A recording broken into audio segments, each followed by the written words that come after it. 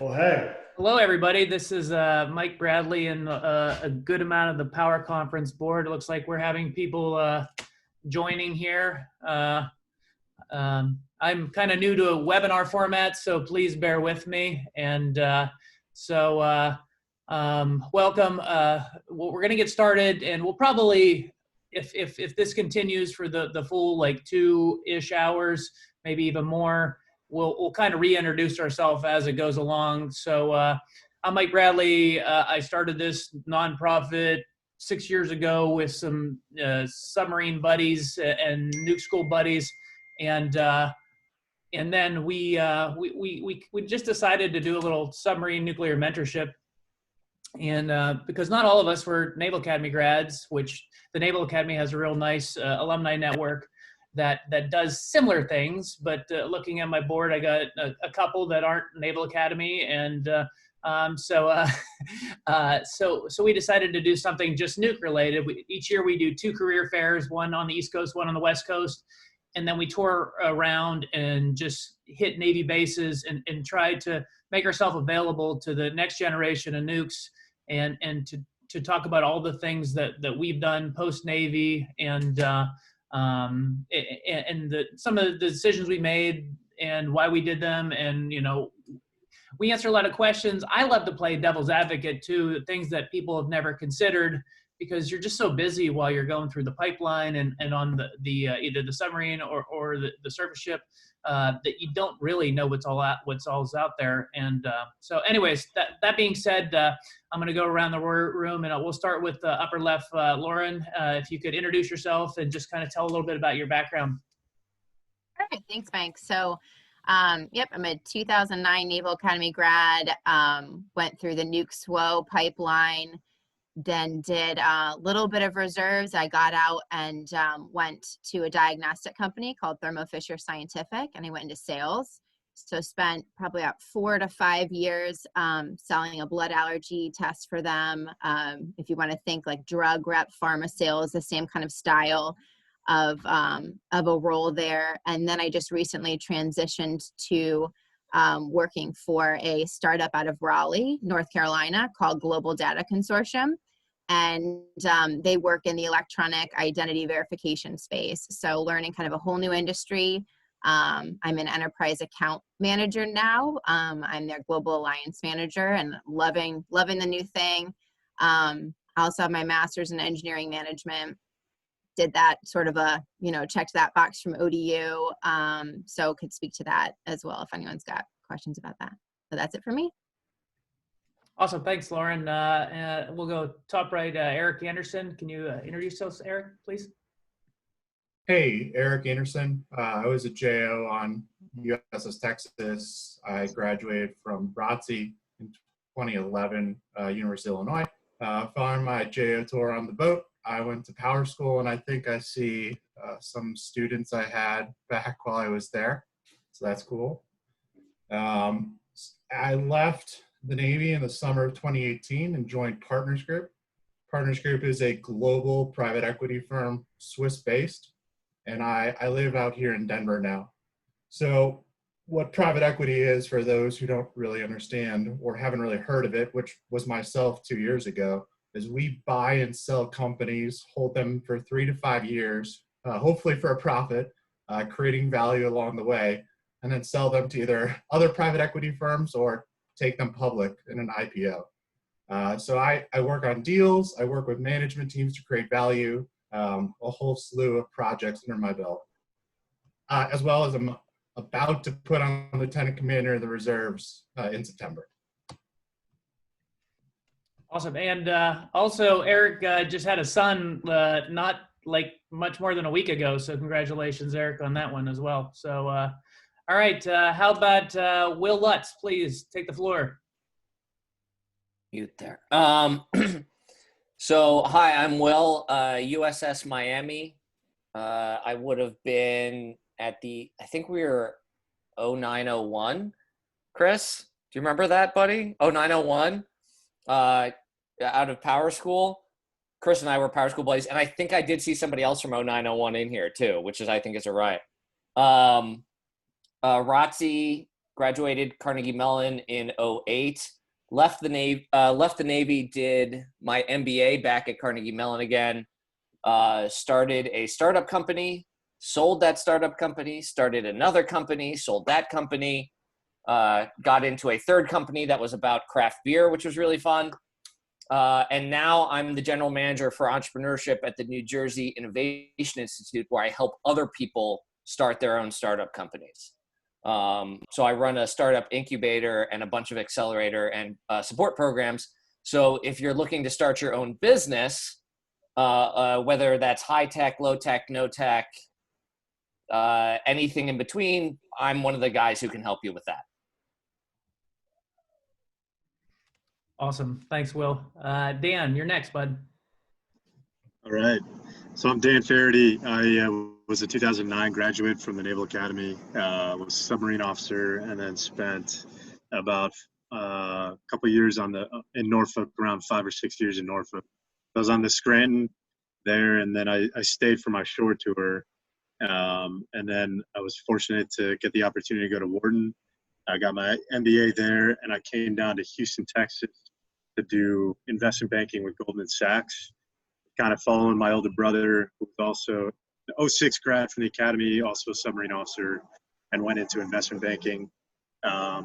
Actually in the middle of switching from Goldman to a middle market firm called Jefferies, moving to Charlotte, trying to get a little bit of a different experience between the bulge bracket investment banking and the middle market banking, because eventually what I want to do is actually buy companies and find people to run them. And so I want to build kind of a personal portfolio of businesses. So that's the long-term goal, if anybody is interested in talking about that. Thanks, Dan. Is that last thing you're talking about called a search fund? It's really what my brother's doing now is the independent sponsor model. It's not really a search fund because I don't intend to go and get paid to go find a business. The intention is that I would go with a partner. We would self-fund and bring deals to investors. It's kind of a hybrid private equity / search fund model. It's somewhere that falls in between there. And I can kind of elaborate on why I think it's a good model and what it, the benefits, considerations. But that's more. Gotcha. No, for the nukes logged in, like the lingo in the financial sector is different, and it's taken me. I'm not in the financial sector at all, but I work with all of these fine individuals here that are in different parts of it, and many nukes are interested in getting their MBA and doing things like that, and so there is just different terms, and then once you know what the terms are and what they do, you can kind of speak a little better. But this is a good segue. My friend Chris Whitley says that nukes kick butt in finance, and so Chris, why don't you introduce yourself and maybe we could talk a little about why you think our demographic does well in this sector.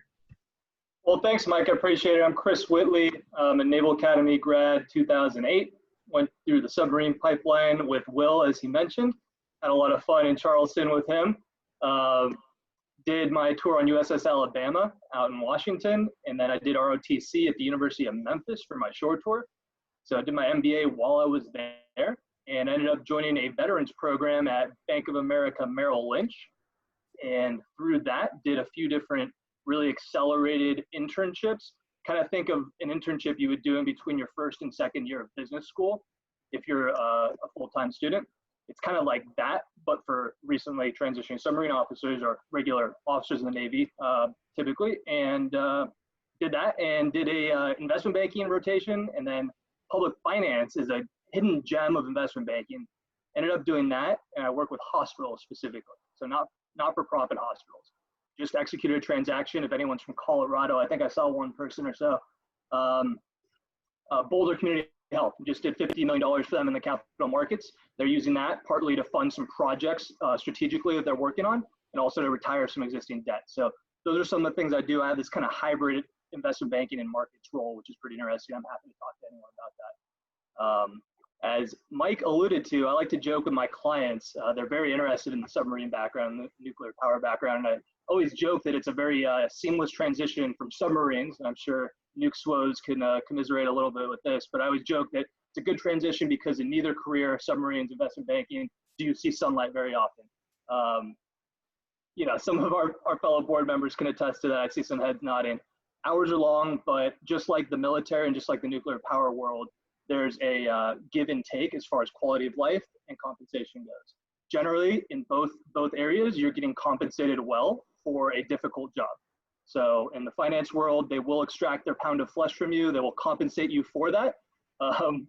And just like the nuke world did, I see Will laughing there. Someone's gonna get a pound of flesh, but there's rewarding pounds of flesh. And I think that's what we're all here to help you find.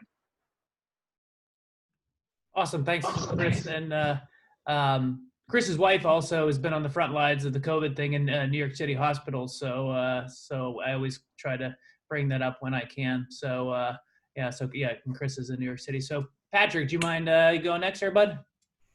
Sure. Good afternoon, everybody. I'm Pat Kirilikis. I'm a 2006 grad from the Naval Academy, and I was a nuke SWO. And I studied mechanical engineering and really liked what I was doing there. I liked the work. I liked the ship. Not so much the ship environment, but taking the overnights out and the sailing away part, the power plant portion of it. And so I wanted to continue with that in my career.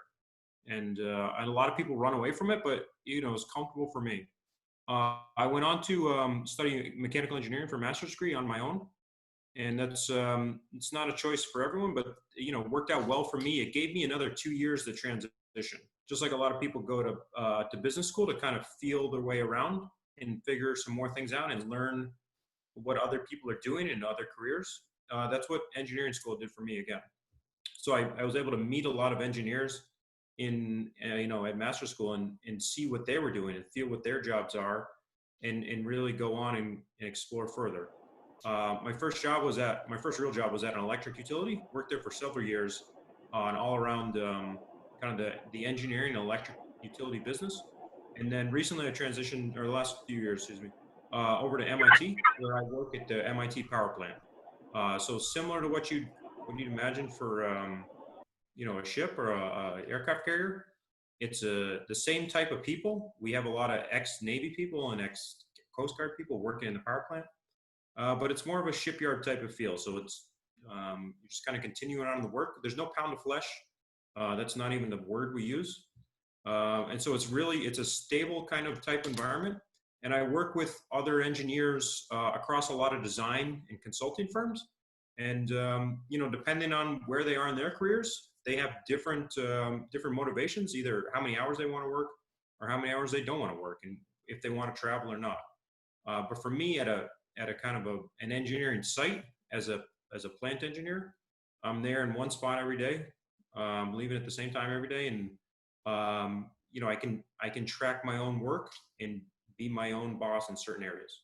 The other part is I don't have a big say in the grand scheme of the big organization, and so sometimes that brushes on me because I can do more, and a lot of other folks have a bigger say in the grand scheme. But the trade-off is you get to control your own little environment. You get a stable life, a stable job, and you can practice a trade that you've already learned and grow to be an expert in it. That's awesome. Thanks, Patrick. And Patrick, obviously, MIT's in Boston, and he's in Boston. And I always tell nukes, don't necessarily just think about what you're doing, but where you're going, because there's certain areas that provide opportunities, and Boston's obviously one of them. Lauren's in the Research Triangle. Eric's, up between Denver and Boulder, which is awesome. Will and Chris are in New York City. Dan's moving to North Carolina. And that's another segue to my friend Rob, who is in Austin. I don't know if we'll get to discuss Austin or whatever, but Rob, tell us about your career and where you're at now and how you got there. Thank you so much, Mike. Yes, I'm in Austin, Texas. I'm in the tech industry. I work as a practice manager for a cloud IT consulting company, and I specialize in data and analytics and machine learning. So it's a really, really exciting time to be in this industry, and I think nukes are perfect for it. So if you talk to me on this panel or anytime hereafter, or any of the folks on this panel, we're all just going to encourage you to really shoot for the stars. The submarine and the nuke programs are super demanding, and you don't always realize just how special you are when you're in it. So kudos to you. I'm glad you're here. I was on a boomer with Mike in back in 2003 through 2008. I was a Cal Poly undergrad and came in through OCS. I skipped a short tour, went to work for General Electric in their nuclear business in Wilmington, North Carolina. And while I was there, I got an MBA at the Kelley School of Business. That was a fantastic remote MBA. A couple years into that, I was losing my mind from boredom. It was just a bad fit. So I pulled the plug and just became a programmer, kind of started over, and slowly worked my way up to where I am now, running a small consulting division. So having an awful lot of fun, learning something new every day. I would encourage you to think of your first job as not as the final job coming out of the military, and trying not to think so much about the money you're going to make on that first job. It's a long career ahead of you. Really excited to see where this conference goes, and I'm so thrilled to be working with Mike and this board here. Thanks, Rob. I appreciate it. No, it's I guess I should say this also to the people logged in. If you have like Zoom related questions, this is the first like real thing I've done on Zoom. I did have a couple other meetings this week. A lot of the people on this panel have used Zoom extensively. I think this is only my third or fourth thing I've done on Zoom. So we're all friends here. There's no iffy like, hey, how do I see everybody at the same time? Just like put it in the chat. We have some people working in the chat room and whatever. So, and then I don't know if Kevin's able to hear me, but Kevin Ryan's also on this call. I don't know if he's taken on the phone, but Kevin, you able to just quickly describe where you are, what you're doing, and where you came from? Yeah, so where I am, I'm about 30 miles east of Rocky Mount, North Carolina right now, heading home. So I hope you can hear me all right. So I got out after 8 years. So I was on fast attack in Norfolk, did a Fibron Sea Tour again, and then got out from Power School. So I actually came to the Power Conference as like my first real like job seeking activity, because I thought it was early enough. I didn't take it too seriously. So I got out beginning of the year, and the conference was in August. And I actually talked to Google there, and ended up, I told them I was interested in data centers because I thought there was a great synergy there between maintaining critical facilities that everybody's experienced, maintaining power, cooling to those assets. So I said, how about a data center? Turned out I got a call back a few weeks later, and they said, well, we don't really have anything right now at data centers. That's one drawback to that industry is there's not a lot of people there. But they said, what about Google Fiber? And I said, what's that? So kind of laid it out. There was a rapidly expanding project for Google. So huge ambitions, like a lot of things that you take on, like the moonshot type thing, where we were going to transform the entire internet experience of the country. And so I joined through part of a leadership development program with that. The idea was they were going to have to develop the next leads for different metro areas across the country because it was going to be so huge we couldn't hire them all. That kind of went to fits and starts as sort of, I describe it a lot as a startup environment, which I didn't really expect coming into it. I figured I was coming to Google, which was 60,000 employees at the time, but this was definitely something unique because there weren't a lot of defined procedures and processes and we're learning as we went. So it's kind of neat, but also like a startup, we continue to be dependent on the next capital infusion. So that's been a little interesting with a few layoffs there along the way. I've still been able to progress, still supporting the local market here in Raleigh-Durham.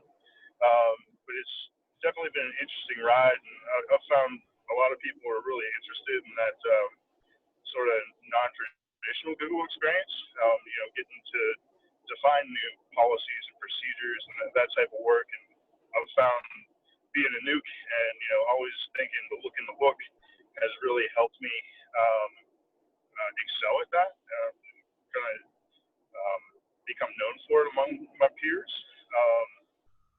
Yeah, it's been an interesting ride. So I've been there almost 5 years now. If you have any questions about Google or anything else that I could ever be of assistance with, please let me know. Awesome. Thanks, Kevin. And two things you mentioned there that I feel like I should mention. So Chris did the JO leadership program, or the leadership track program at Bank of America. Kevin just mentioned that he did it within Google. I have other friends. I think, Lauren, weren't you at Thermo Fisher's leadership track or whatever? So a lot of companies will identify you just based on your commission and the fact that you're a nuke. And if you show a little bit of charisma, that they'll kind of say, all right, we want you to be a future leader within the company. And so normally what they do is they expose you to different areas within the company. I know Georgia Pacific, that comes to our career fair pretty regularly, they have a program that they expose people to things. And so I don't know if Lauren or Chris would want to talk to whether that's always a good idea, if it's sometimes you should do it and sometimes you shouldn't. Because like Rob was saying earlier, we kind of have this ability to be hot runners and really, the sky's the limit. When is the leadership track the preferred thing? And I guess better is, when is it not the preferred thing? Can anybody speak to that? I can speak to that, Mike. Let me answer first, when is it a good fit? And I'll use my experience as a good point. I identified during my submarine JO tour that I wanted to do banking of some sort. So finance broadly. I knew I wanted to do business school. I knew I wanted to do finance, but I wasn't 100% positive in which firm I wanted to work or which group specifically within finance. I also wasn't 100% set on investment banking. I was 99% set. So I saw this program as an opportunity to get a foot in the door of a big organization and then network your way into the role that you want. And that's what I ended up doing with that rotation that I did for the corporate investment bank. And then I actually networked into this next job that I described earlier in the healthcare group. So that's when it's a good fit in my experience. Maybe not a good fit is if you've got several other really good, solid jobs, not necessarily lined up, but you think you have a good track on several jobs, or maybe one job specifically that you are really interested in. You don't have a guarantee of where you end up when you go into these rotational programs often. That's something to consider. Okay. There was a junior officer leadership program at General Electric. I had a few friends do it coming out of the Navy, and they did great. I didn't do it. I went directly to it was a reactor plant design program. But I think it's almost always a good idea, because when you're coming out of the military, you've been in for 5 or 8 years, and you just don't know much about what's on the other side, if you're anything like me. So I think a good strategy is just wide exposure to as many different things as you can. And the other benefit is, once, let's say you join General Electric and you really liked it. If you're in the leadership program, that gives you an amazing edge over other people when it comes to promotions and opportunities. So I think they're good to look for. I also know for a fact that many large companies have dedicated recruiting functions for the military. So you've just got a really good chance of getting a job if you really target that. Awesome. Thanks. I guess real quick, I wanted to tell people in the chat, ask us questions about careers, ask us questions about, I know there's some people that are still on the boat that are thinking about shore tour, and like, where should I take shore tour? This, for those of you that haven't been to one of our meetups, what you're seeing here is a pretty darn good meetup. We normally have a couple board members. Yeah, Will's drinking a beer already. I should have planned, Will. Yeah, and but so I'm trying to think of the questions that come up at a lot of meetups, and many of them are, what should I do on short tour? Where should I go for short tour? Should I take a short tour or just get out? Mike, I see some questions in the meetup, in the Q&A. Do you mind if we? Yeah. If you see one you like, just raise your hand and just go for it. Is there one you want to talk to? Will, go ahead. Go. Ariel asks, our skills and talents may not match perfectly with every job or career we see on LinkedIn. Do we try and match the job, additional education, getting certified, refamiliarizing with newer, better software, or should we find the job that matches us? Is there an in-between? And so I'm going to jump into this one in part because my third startup got acquired by a headhunting firm. And so I got to see this from that perspective as a headhunter for a little while. And let me tell you, as somebody who's hired a lot of people directly and indirectly, giving a flying frick about that job matters so much more than the skill set. The nuclear power pipeline ingrains into you skills and knowledge over all else. Everybody out here is faking it. Everybody on these panels everybody is faking it. And so I've seen people with phenomenal skills not get jobs because they sent their resume, they checked the boxes, they submitted on LinkedIn or Indeed or whatever. I've seen them lose out to the person with fewer skills or less credentials because they called every day. They networked with the right people. They found mentors and asked questions and called and emailed and followed up, where that like, we have this tendency as nukes to this concept that you think you're being annoying. You're not being annoying. You're being passionate and dedicated. That's what following up is. So I don't know if that answers your question, but I wouldn't necessarily wait for the perfect job or your skill set. What's in that beer, Will? Man, that's some strong stuff. Rob, I thought you and I were like the entrepreneurs of the group, man. Like, this is unfiltered, like my beer, unfiltered. No, it's really true. Like Will's got a great point. Like passion and commitment. Maybe you hear it maybe too much from like gunnery sergeants and that kind of thing, but there's not much of it out here in the civilian world. I remember my first maybe month or two at General Electric. This is my first job coming out of the Navy, and I was dealing with an engineer or something that needed something done by next Wednesday. And I said, hey, can you have it done by next Wednesday? Sure, I'll have it done by next Wednesday. So what do you think happened next Wednesday? Nothing happened. It's weird. He didn't come up to me and report back verbatim that he accomplished the task. So it really, the civilian world is much different. So people who show commitment and attention to detail and follow through and ownership, those are the soft skills that you really want to hang on to, and it's going to set you apart. I think sorry, Eric, you go ahead. A big thing that separates us from people our similar age getting out of the Navy, call it late 20s, mid 20s, early 30s, whatever it is. If you look at that same cohort in the civilian world and ask, how many people have you led? The answer is usually just one or two. Civilians don't usually lead a lot of people at that same age group that we did, and when we first stepped on the ship and have to lead a division. So that experience and be able to talk to that experience and be able to hold the people accountable and all the other things we do on the ship, whether being yelled at by the XO or not, are incredibly important things in the civilian world that it's very hard for them to find just generally out there.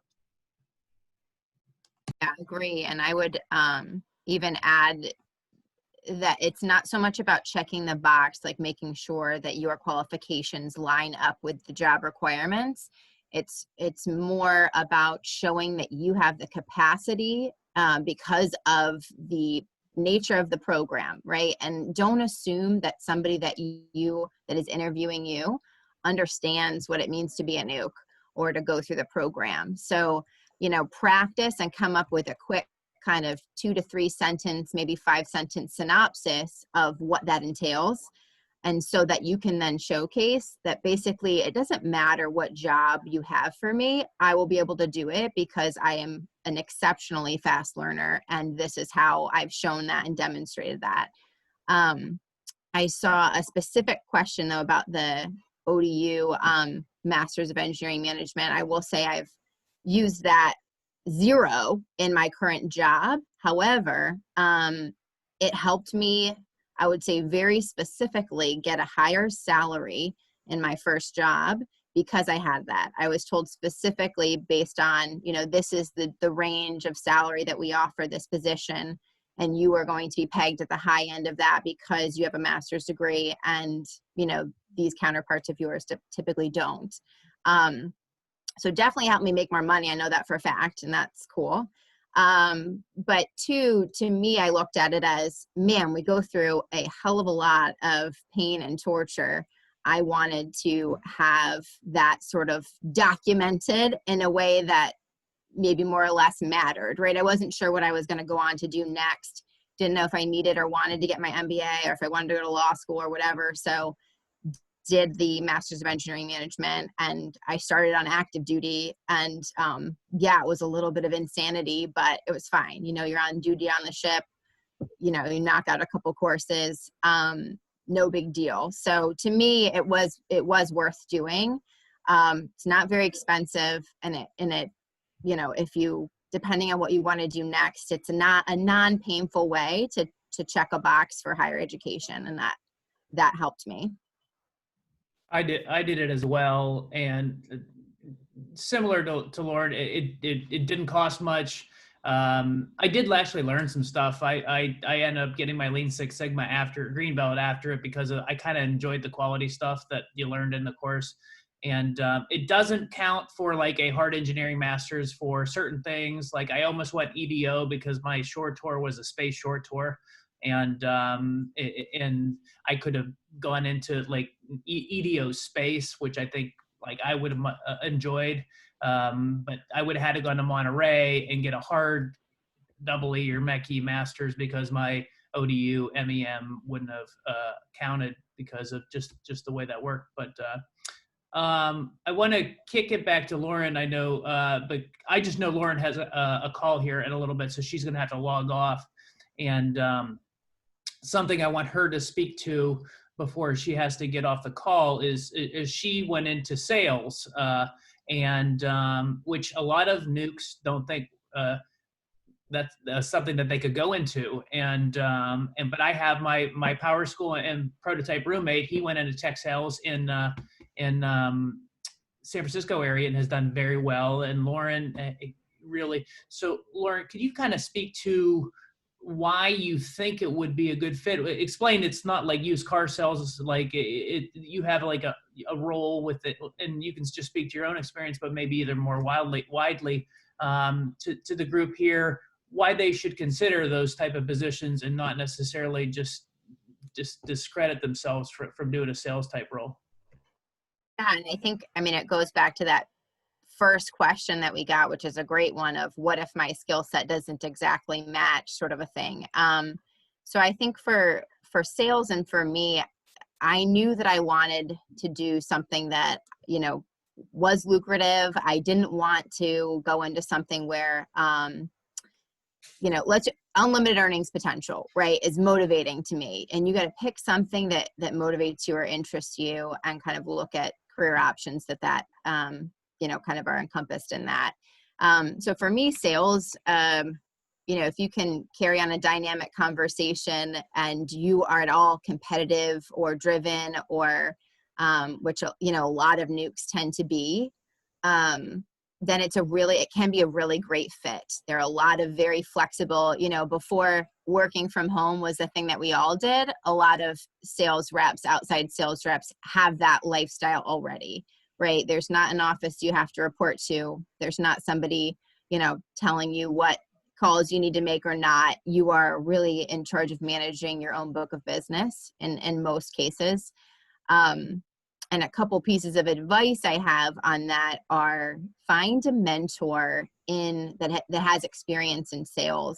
I'm happy to do that for somebody if, somebody on this line has questions about it, but very important to go into, I think, technical sales, right? Because as we already spoke to, nuke power is something that is very technical and not everyone can do.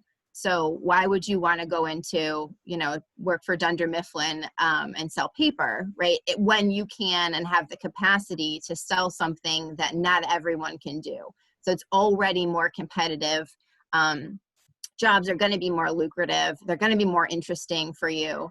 So I would just recommend tech sales specifically, or something that is technical in nature that you can kind of sink your teeth into.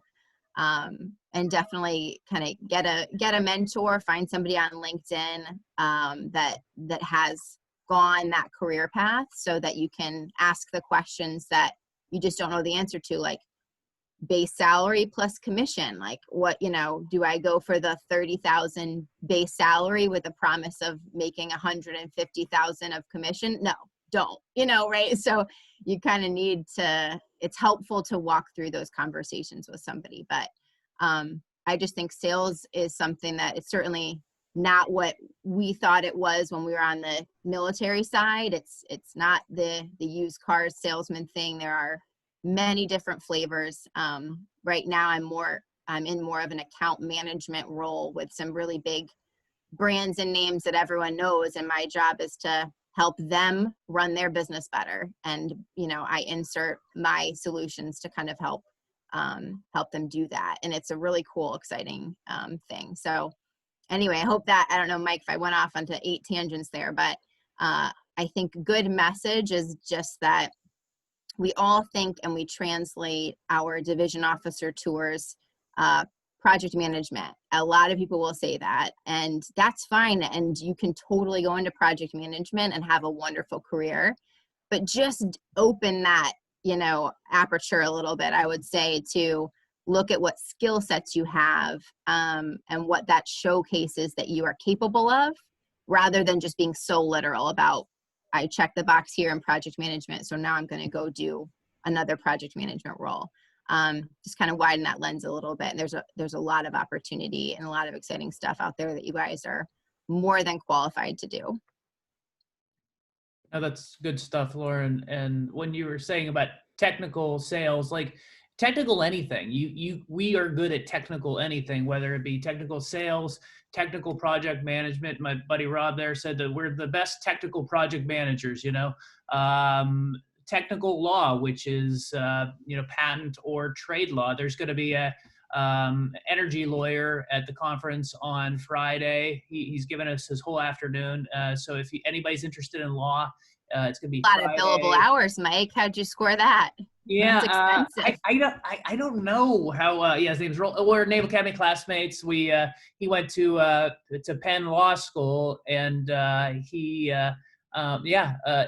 does a lot of pro bono work too. He must never sleep. But okay. So Lauren's husband's a lawyer. I'm sorry. Yeah, that's why she's speaking to this. So who's also Naval Academy grad. He's a Marine though, but we still like him. I guess there have been some format questions about the career fair.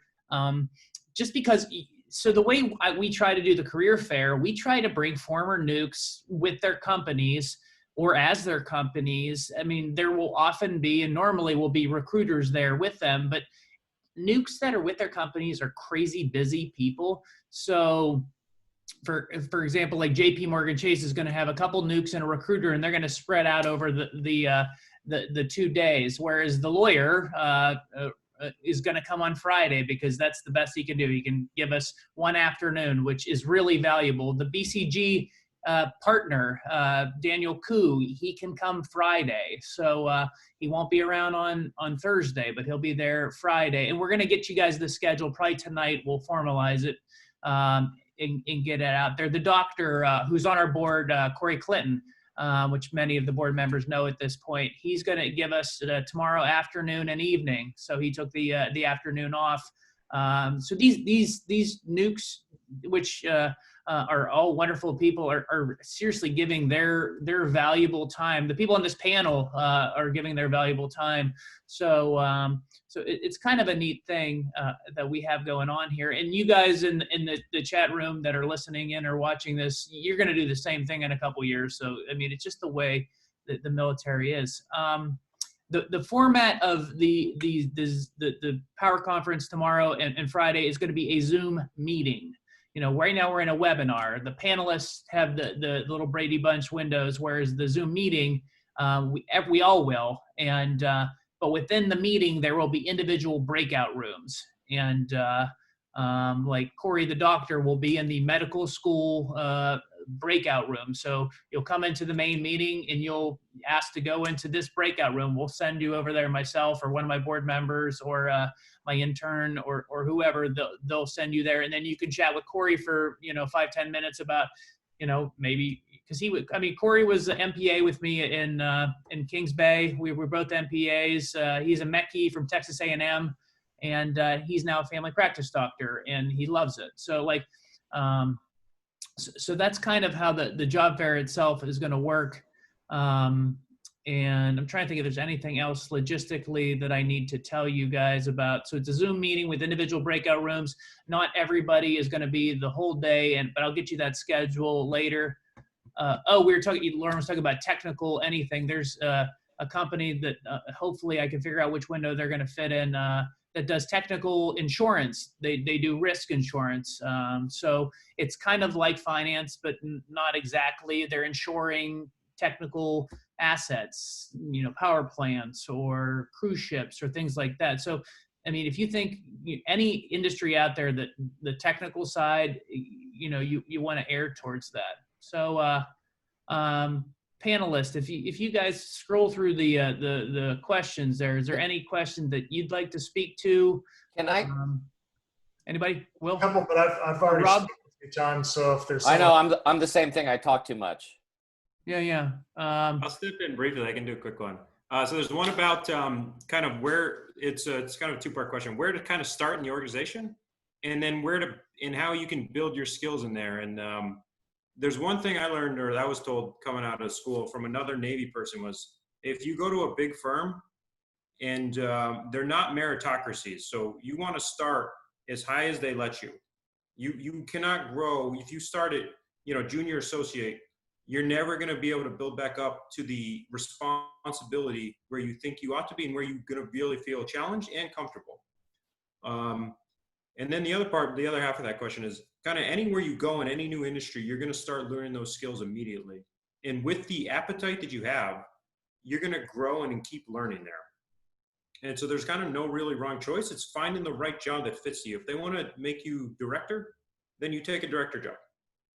If that works on your life system and where you want to go in your career. If the best they can offer you is junior engineer or junior associate, you can shoot higher, or you can kind of take a small role and sit back and grow.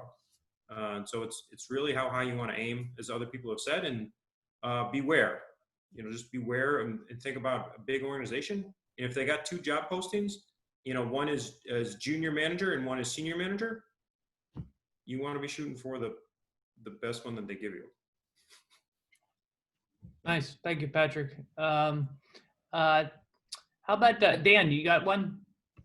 Yeah, just see a couple things on, like how to interview the best way for a position that maybe you're not sure of, and you have like a vague idea of what it is and how to give yourself a good spot. And one thing that I just want to make sure we emphasize is the network that you have. personally, I work a lot in between jobs right now, so I have more time than I've had in a long time. But I always try to make an effort. If somebody reaches out and wants to talk about investment banking or finance in general, right? Like, you tell me you're a 2015 grad from the Naval Academy and you were, on a boomer, right? Like, I'm going to talk to you. I'm going to try and find time to talk to you. I'm going to try and find somebody that can. And so, as you're preparing for these interviews and you're not sure, okay, what do I need to say? What is this position really about? Try and leverage that network that you have that's available to you. I just saw too many people, that goes for the MBA experience. When I was going through the application process, where I had the most success was when I had networked with students that were there, right? And it's the exact same thing for the job. And so you'd be surprised how many people will answer an email, respond to an email, and jump on the phone for 20, 30 minutes and talk to you about something, even though they've never met you. That's one of the best parts about being a vet. And then, Mike set this up so that you can have people in front of you right now, reach out to us and we'll try and make the time. But there's more people. I have 5, 10 friends that are very much like me, but have done consulting, have done private equity, have done, gone to a more traditional engineering route or gone a total startup route, right? So if I don't know what it is you want to talk about, I might know somebody that does, and I'll put you in touch with them as well. So don't be afraid to leverage that. And those discussions in the end will actually prep you for your interviews as well. So it's kind of this dual-hatted thing where it's really going out there, having the discussions. It's the important part about reaching out. Yeah, and it's really like we've all done the same thing. We've all reached out to other people, and people you never expected to give you the time of day got back to you on LinkedIn or got back to you. The treasurer from Starbucks is a Navy nuke, and I don't know who was up there. Was that Will and Rob up in Seattle? Yeah. But you have to know what you're asking them for. I said, hey, sir, there's this Navy nuke career fair up in Bainbridge, and we just have a window for like 20 minutes if you would like to come and just talk about. He was a submariner, went to Ross Business School, did some finance stuff, and ended up, but now he's the treasurer of Starbucks. I said, I don't know, but like going less than half an hour, say like 15 or 20 minutes, people will find 15 or 20 minutes for you. If it's a legitimate ask, if it's like just career advice or this, I just gave them the floor, talk about what you want. And then be overly gracious when they do that. Like I know in, a lot of the classes and officer classes about the thank yous and the written thank yous and stuff like that, that goes over very well. And I don't say it's expected, but like you're hoping you get that written thank you from somebody that's given you a lot of time, that you've given a lot of time but yeah, so if you reach out to somebody, send them a thank you or do something nice for them. And it really goes a long way. So I was going to add one thing, if you don't mind.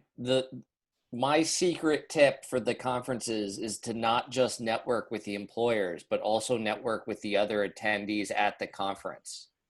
If I have questions about something in the world that I don't know what to do, I will go to one of the people on this board because I've met them all at one of these conferences, and I know they're continuing with their career, and they're all nice, lovely. Well, first off, I will always respond to an email that starts with, I'm a military vet or I'm a sub-nuke vet. Like no questions asked, I'm answering that email, right? So, and so don't just talk to the employers, talk to the other people who are there if you can. I strongly recommend building those networks early because that is a long game.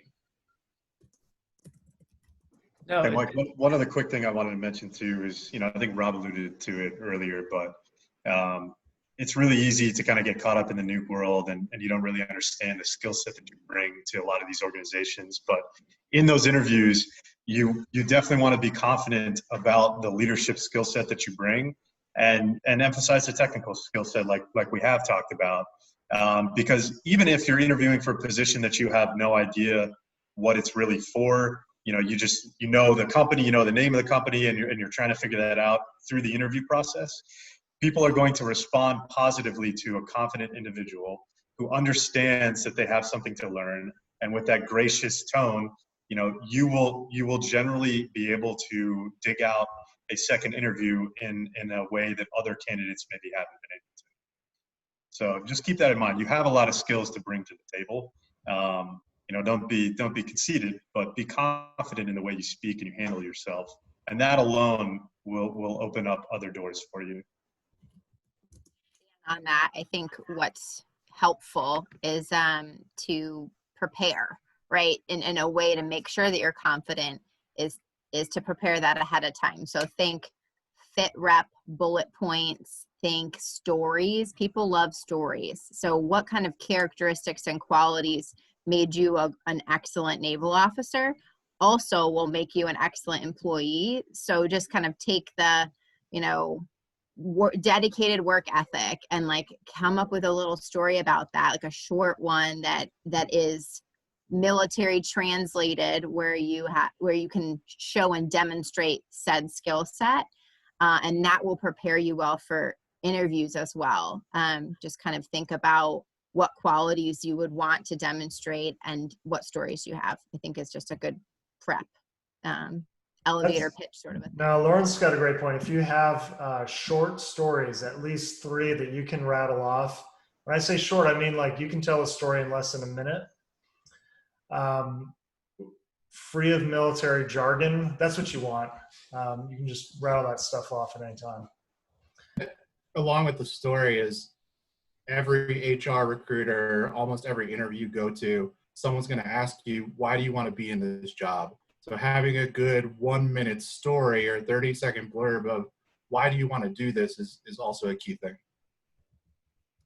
No, these are all things that I wish I knew, because I interviewed a couple times before I moved back to Pennsylvania because I wasn't sure where we were going to be. And I was with Humana Healthcare. You heard of Humana?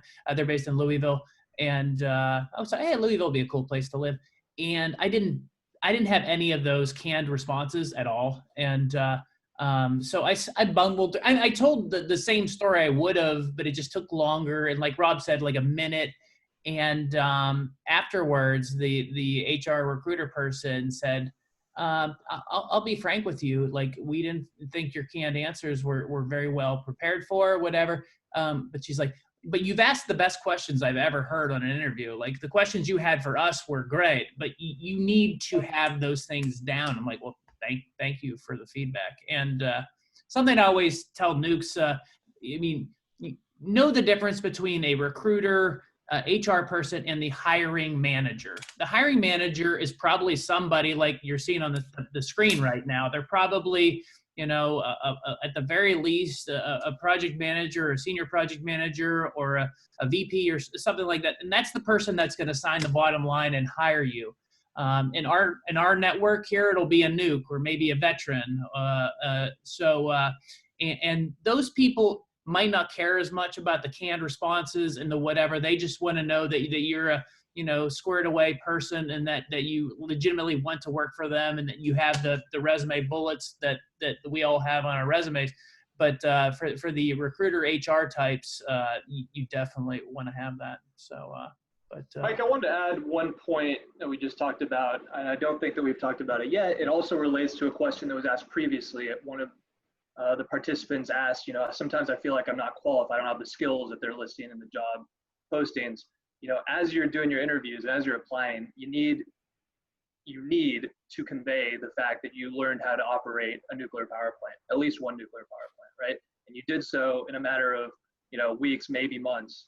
And if you could do that, then you can learn most any other skill pretty effectively, because not only are you able to learn things quickly, but like Will said and several of the other panelists said, you've got a really good work ethic.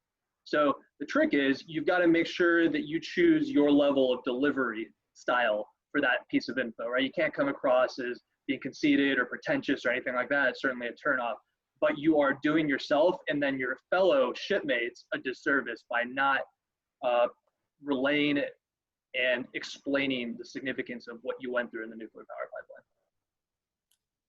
Yeah, no, that's a great point, because I mean, just like we were saying, not many people understand what we did. So if you can kind of spell it out like that, I rapidly learned how to operate a nuclear reactor and stand watch on it and lead people, like Eric was saying. I mean, emphasize how many people you led at a young age, and or if you get the right shore tour and you have budgets that you manage. I was on the space program at the National Reconnaissance Office, and I legitimately had a budget.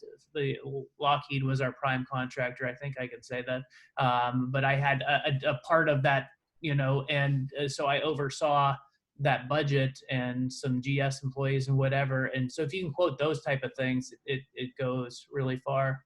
I want to go ahead. Like on that one, numbers or dollars speak to people in the civilian world, specifically on your resume. So if you can put things on there like I managed a $200 million weapon system, that has context for somebody out in the civilian world. I ran a project that saved us $1 million per day for 5 days, which speaks to your ability to manage cost, which speaks to people in the civilian world. So those dollar values, if you can get them on your resume, put them on there where you can.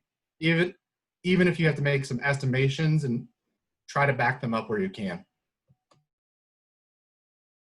I want to grab some of these technology questions from David Long, Daniel Morden, Chris Scott, Andrew Hartman, may have been others. So some of you may be interested in programming, and I think you should just try it.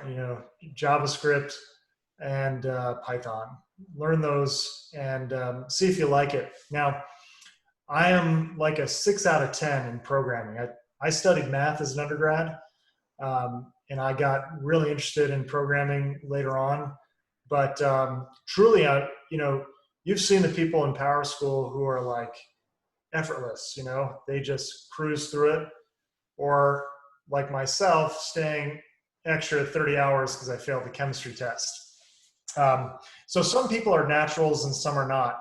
For me, I wasn't a natural in programming. Now, thankfully, that gave me the opportunity to discover cloud computing. So cloud computing is a lot like running a submarine, because I'll back up for a second. Cloud computing is companies rent their servers as opposed to owning them. And that allows you to free up a lot of capital for a lot of different things where your money would rather be tied up in purchasing big pieces of equipment.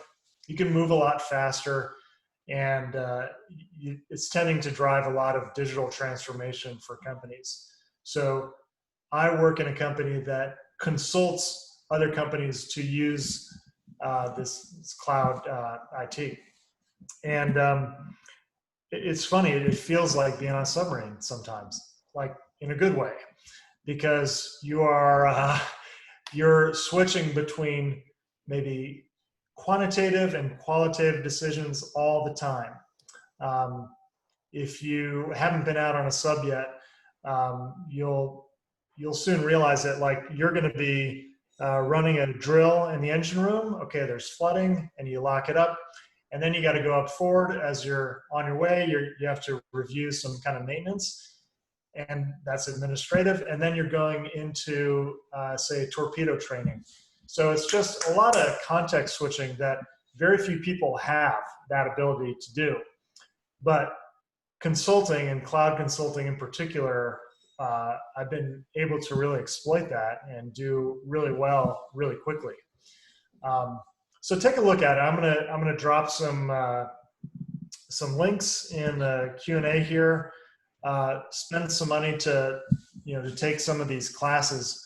But if you're looking for a way to apply your technical background to something digital and exciting, but maybe you're not a natural programmer, look into cloud consulting.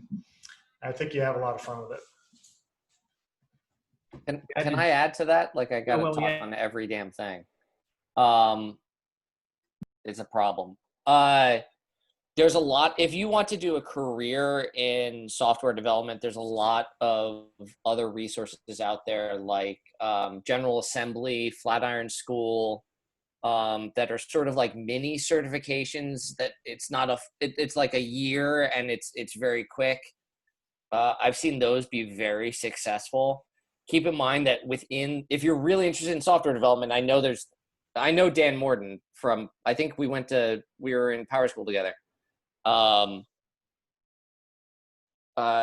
There's a lot of other there's a lot of like its own ecosystem there that's worth getting into and understanding. Do you want to be front end? Do you want to be back end? As a entrepreneur, I usually hack together something beautiful that does not work well, that gets me through the sale. And then later on, I hire a legitimate engineer to actually build the thing. So there's a huge spectrum within that that's worth having a longer conversation with somebody like Rob who knows what they're talking about.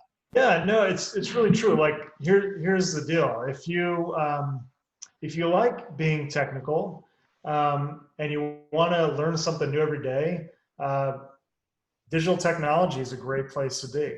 If what Dan is telling you is interesting to you, buying and selling companies, that's a different skill set. So I would just pay attention to kind of what resonates with you on the boat. For me, I really love driving the boat. Loved it. So now I really like kind of high pressure sales situations. It's what I love to do, but it's still something technical as well. So I guess that's my advice. Think about what you like doing. Don't just think about the numbers. Think about what you like doing and pay attention to that. And that's how you can frame your questions to people who have kind of gone before you. Good points, guys. And yeah, you, Nukes, you have a really good group of like big brother types when it comes to anything programming, or also for this window, be finance and stuff. I do have a question from my friend John Nugent, who we had, I think it was coffee up in New London not that long ago. If you're far out, farther out, what type of interest should you show towards a company, the job fair or whatever, tomorrow? And I could kick this over to other people, but I just would say be honest, because what is short for one company is not short for another company.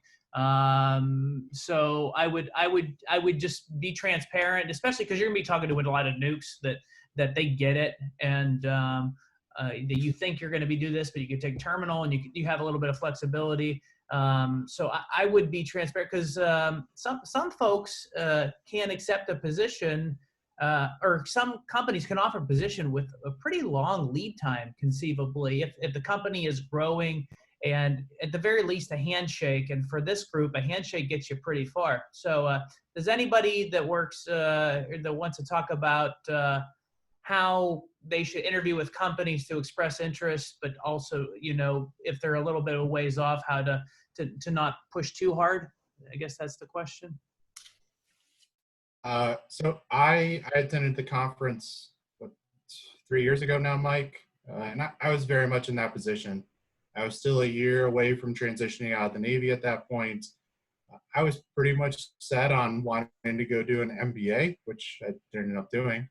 But I went to the conference just to speak to people. And so I started the night before, maybe the week before, looking into each company and seeing what they did, what their jobs are, to at least get a view of what it was, so I didn't look like an idiot talking to these HR recruiters. And just kind of introduce myself, say, hey, I'm Eric Anderson. Here's my elevator pitch. Would love to know more about what you guys do and what you're offering. And maybe I knew a little bit about it beforehand, but a lot of those recruiters are just willing to talk to you. I know a handful of them know that you don't know anything about them. I know Schneider's probably a good example of that one, but they don't care. They want talented people to bring you in, train you, and then put you to work. So if you don't know much about them, that's okay. So that was my approach. I thought it was awesome because I got to talk to HR and other recruiters for the first time, and it really helped me tailor my skill set for follow-on interviews later with the company I wanted to go work with. Yeah, something just jogged my my memory. So related to what Eric was saying. So as you're looking around, kind of scanning the landscape, it's also important to pick an industry that is growing. Man, you could end up with like a super fun job that pays a lot in an industry that's dying. So, and that will set you back. So I think it's worth researching industries. So for example, cloud computing, Amazon Web Services is going to make like 60 or 70 billion dollars this year, and they have 40% market share. And that's growing. They just put out their Q3 or Q2 results, and they grew 30% last year. So 30% of 60 billion. It's just going fast. So that's another reason I kind of like cloud. There's a lot of room, but so find an industry that's really hot. Hey, Rob, I just wanted to touch on that quickly because I went to Houston, Texas, and I was doing oil and gas investment banking. Okay, so that's kind of the opposite side of a growing industry, right? We had an idea, that the industry was going under this transition and was going to come out and grow in a new and different way, and that's kind of panned out to not be true.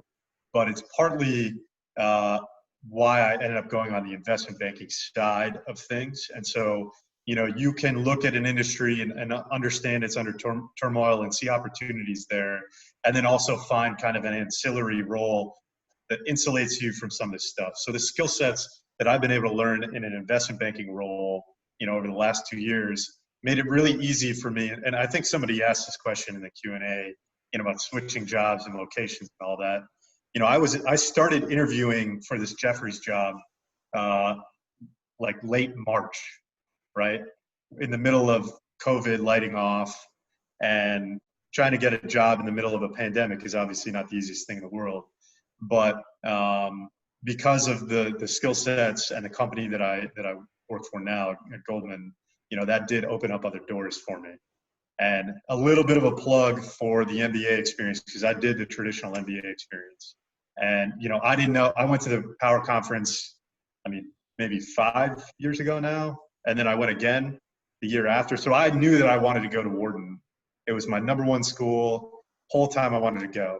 So I was, went early to the Power Conference because Wharton was going to be there. And I spent most of my time talking to them. The next year I went back. It was the same people. They recognized me, really made it very, very easy for me to network in the right way. And I didn't know what I wanted to do overall, right? Like I was not positive what I was going to do, but I knew the MBA experience would buy me time to figure that out and to get a broad exposure to a bunch of different industries. It does put you back on the timeline. Like I see a bunch of my friends that have gone and done startups or, gone to PE directly, there's ways to do this without doing the MBA experience, but it was a fantastic 2 years. And I think that 10, 15, 20 years down the road, especially when I'm trying to go buy and sell businesses, raising capital, having the right connections in the finance world, that experience has really opened that up for me. But I really want to, relay again what Rob said. Be careful what industry you go to, because you don't want to be in a position that I was in, a month ago trying to find a new job.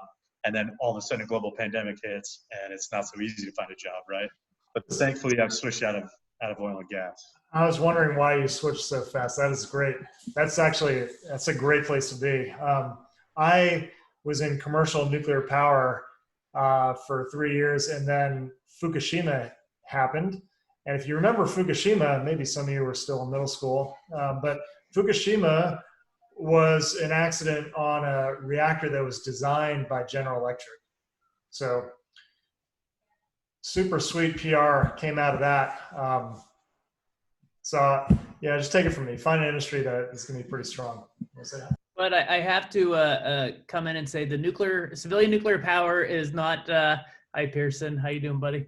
Yeah, so Civilian nuclear power is not all dead today. TerraPower signed up for the Seattle Job Fair in November. So TerraPower is Bill Gates' nuclear energy company, nuclear power company, and we tugged the recruiter in there. Kind of very similar to how Blue Origin was, because Blue Origin, R&D, 10 years R&D, just very small staff. And then about 5 years ago, Blue Origin approached us to come here because there was a nuke high up at Blue Origin that wanted to hire nukes to fill out his division, and now they're hiring like crazy. So I think TerraPower is going the same route. So if anybody, I know that's in the industry and in energy, TerraPower is pretty interesting name. So that was, so civilian nuclear power might make a resurrection, Rob. So sorry, no, that's a great point. I'm excited for you, and you guys should check out TerraPower. So yeah, not tomorrow, but you know, if you're really into them, I could probably get you in touch with the recruiter and such. But anyways, Mike, to be clear, I would say stay away from oil and gas. All right, thank you, Dan. Words of wisdom. So one question I want to ask, Alfonso asked, can you get credit for your shipboard time towards your PMP? Yes. Someone just told me how they did that recently. It was not one of my board members. It was somebody to meet up. I will remember. I will remember, and Alfonso, I will get back to you. Alfonso's logging in from Guam, and Alfonso, I will be in Guam probably like March time frame. So we'll get together when I'm there. Kevin, you got something, bud? Yeah, so I didn't use time on, so I got my PMP while I was at Google, but I hadn't logged enough project time there.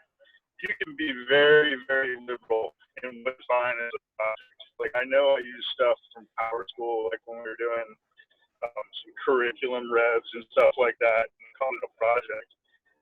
Something to have somebody kind of vouch for, but it's very, very liberal what they'll accept. Like so a deployment workup is a project. You know, shipyard availability, or even some small stuff.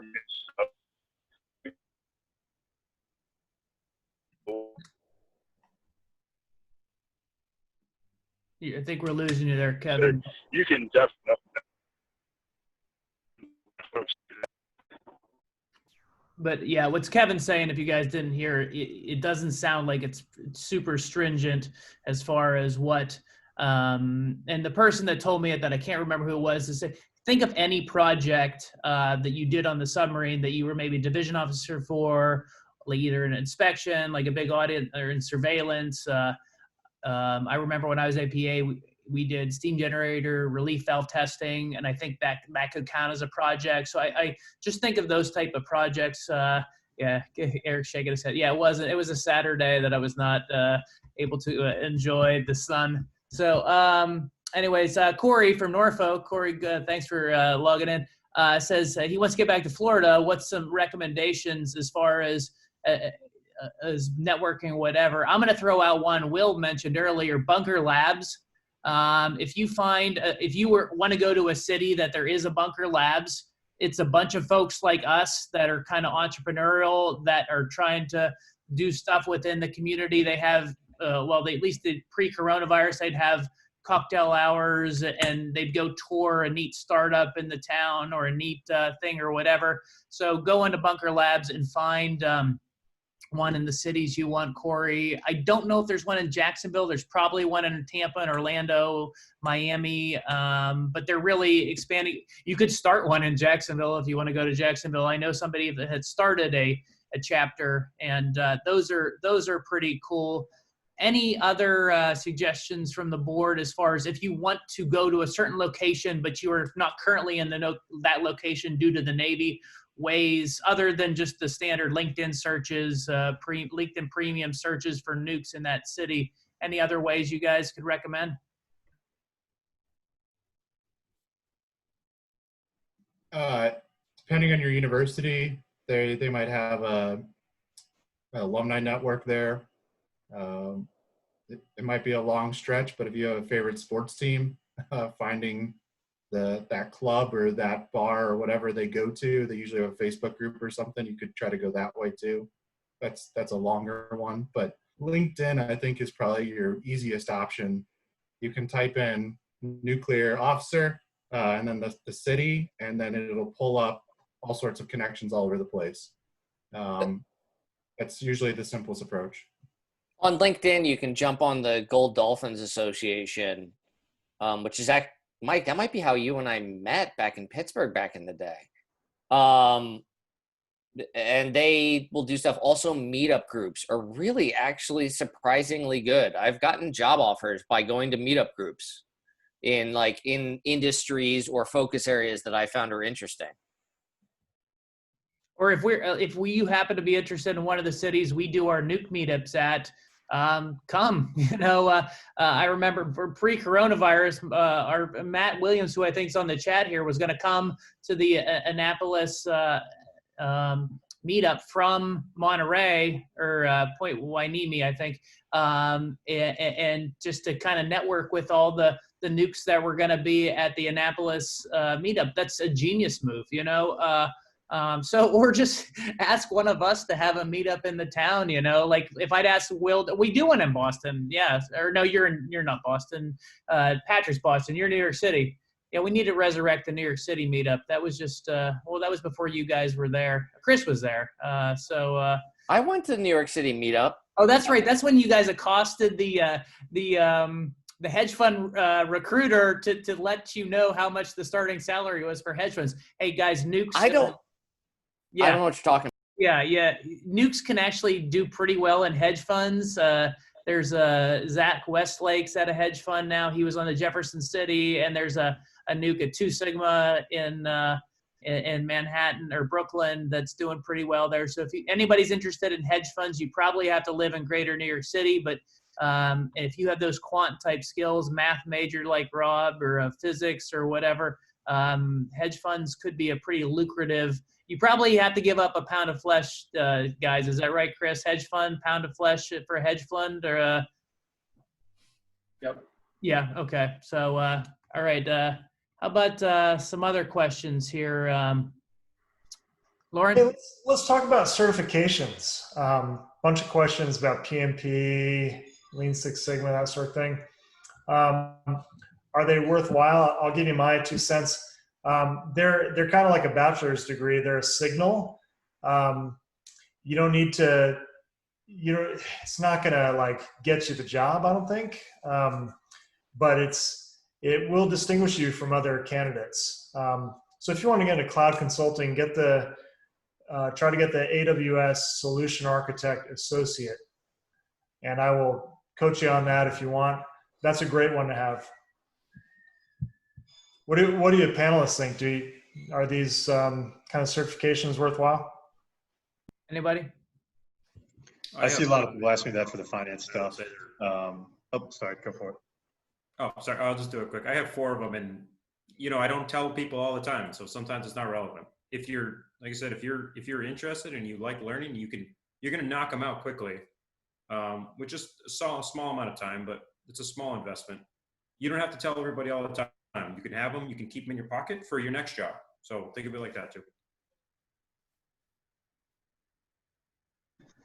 I was just going to say, I see a bunch of people ask. Go for it, Kevin.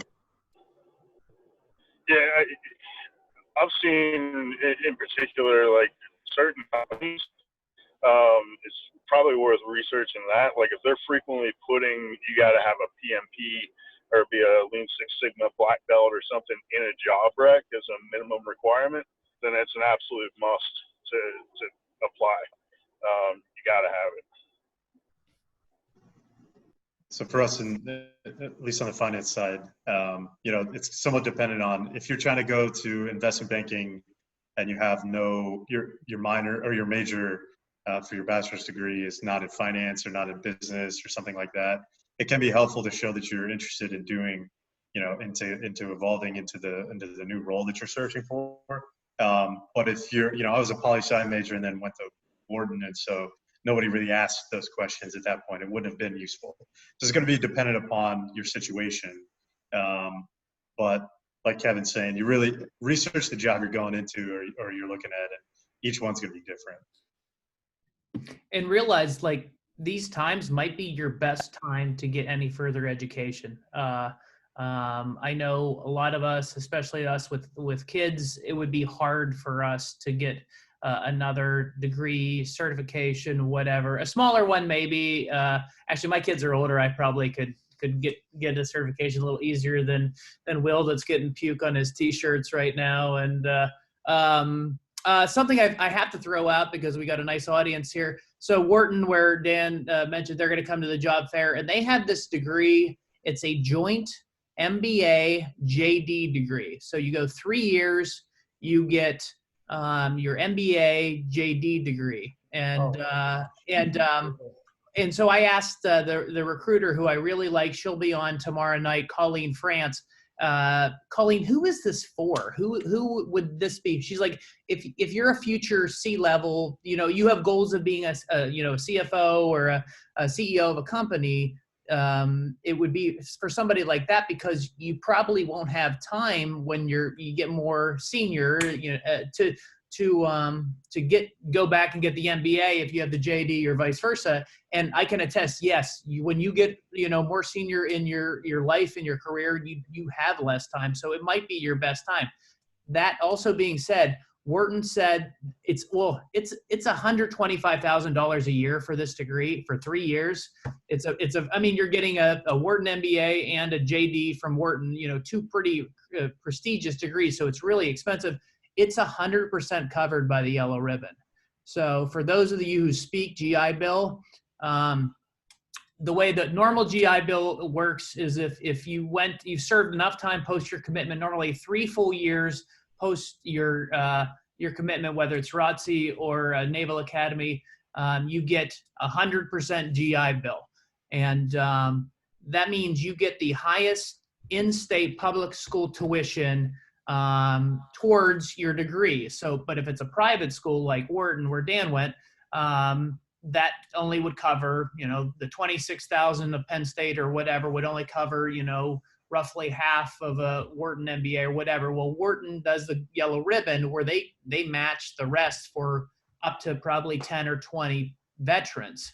And so it's a really good deal. But for this JD MBA program, they match the next 100,000 per year. So it's a pretty screaming deal. None of the nukes that I've mentioned to before have taken it, applied for it. But just if you have friends that are interested in going to law school and want to get an MBA along with it, it might be a cool option for them. So let me, which of the panelists used the GI Bill to pay for their education? Okay, and can you guys speak to, was it seamless? Was it not? My GI Bill is still sitting. I got 90% and it's kind of sitting there. Can anybody talk to how it was for them to use it, or did anybody get the yellow ribbon? Can we speak to that? I'll say this about mine is that it must have been easy because I don't remember that process at all. It must have been so easy that I did not think about it at all. Yeah, that's all I remember about it. I used it and that was it. And Mike, so kind of to your point, there are maybe 40 U.S. vets with me at school, and I don't know too many guys that ended up paying, more than just a couple, 10, 15 grand out of pocket, myself included. There's ways to get funding, and you get smart on this stuff really when you have time to get smart on it when you get to the institution itself.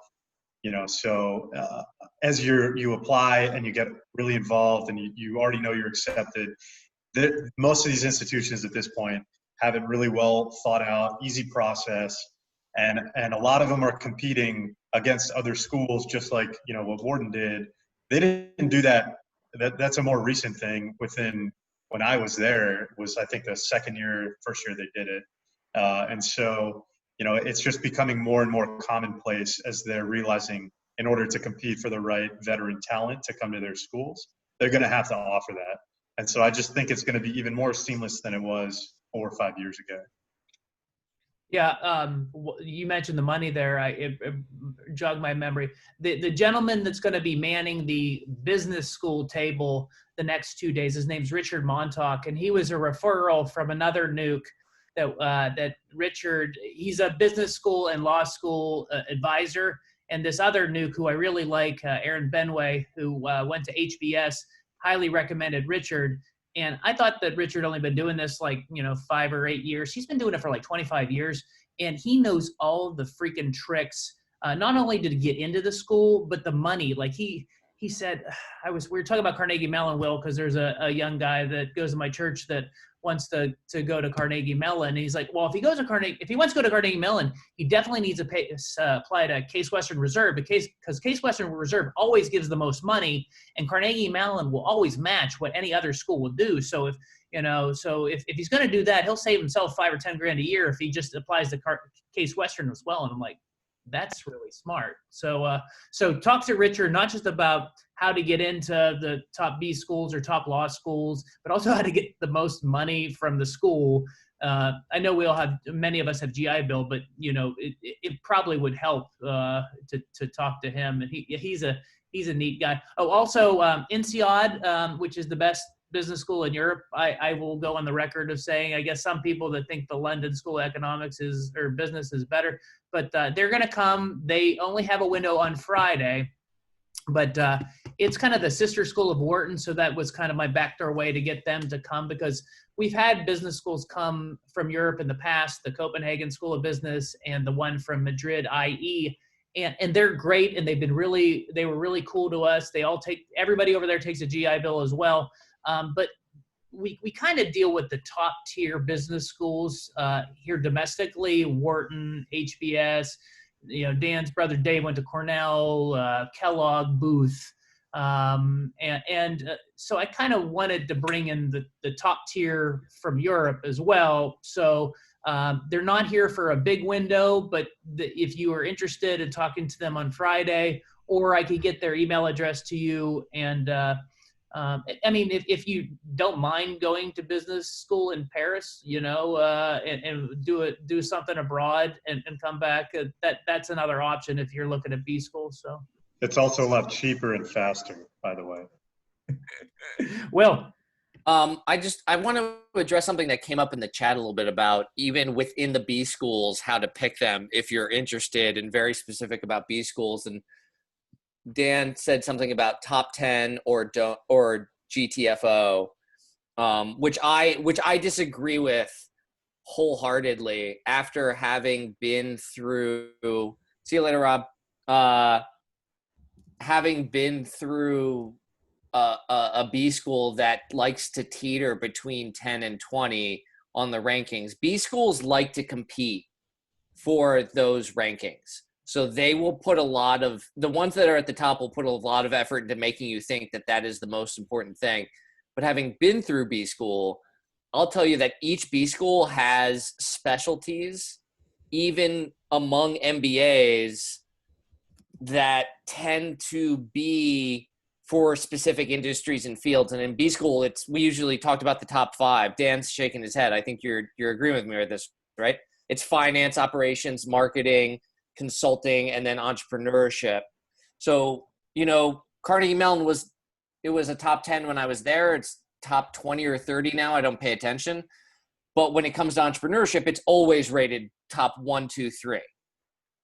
And when I talk about it among other startups or accelerators, or like I got to go to Y Combinator through a Carnegie Mellon thing, which Y Combinator, if you're in the startup world, that is the cream of the crop. I think as long as you're in the top 50, but focus on, because as nukes, you guys can definitely get into the top B schools. I have no doubt about that. Your guys, your credentials, your resumes are phenomenal. You can get in the top, but even within there, it took me a while to realize I didn't want to go to Harvard. I wanted to go to Carnegie Mellon, Stanford, MIT, because I wanted to be an entrepreneur in the tech world, and those were better aligned for that. If I wanted to be finance or I wanted to be a consultant, then other B schools would have been a better choice. Yeah, I would only argue that if you have no idea what you want to do, it's generally better in that case, right?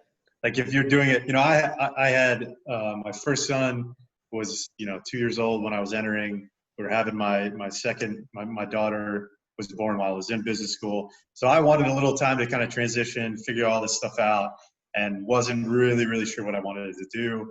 And focusing on trying to get into a top 5 business school, I knew would give me the most optionality, which is what I personally have valued up to this point, right? Is optionality, because I've been refining over several years what I really want to do. And so in that case, I would say focus on the top 10, top 15, if you can, the top 5. But if absolutely, there are some business schools and location too, right? Like whoever said they want to go to Florida, I mean, if you want to go to Florida, you can go get an MBA there and you'll find a job in Florida. You'll have access to all the industries that are down there.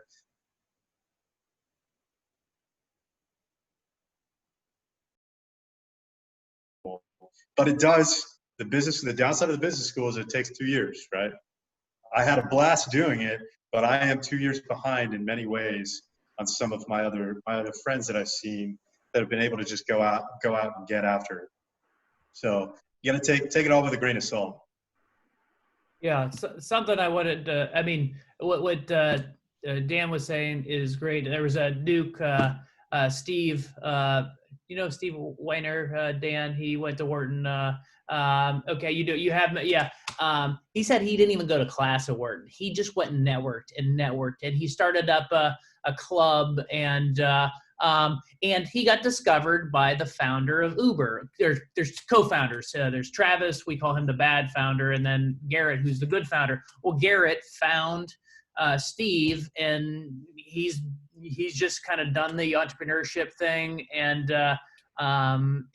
yeah, so there is some credence in that. And then the cities thing is great. You're right, Dan. Like just network within the city. Patrick's in Boston, like what a great city to network in. And there's no Navy base there, but people speak. It's a big city, so you can speak to. There's a Coast Guard base, I guess, right, Patrick? Yeah. So and then there's all the Navy people in the business school. So. Yeah. Oh, yeah. I mean, so there are. I don't know how you guys speak to B schools more. There's going to be 6 HBS. There's going to be 6 nukes from the same nuke school class in this coming HBS cohort, Harvard Business School cohort, and they're all from the same like class, or maybe they were same section. It's crazy. But something I want to bring up, what a recruiter told me one time, a really, really sharp recruiter from Google said that the good recruiters will look at gaps in your resume, but they'll also look for overlaps.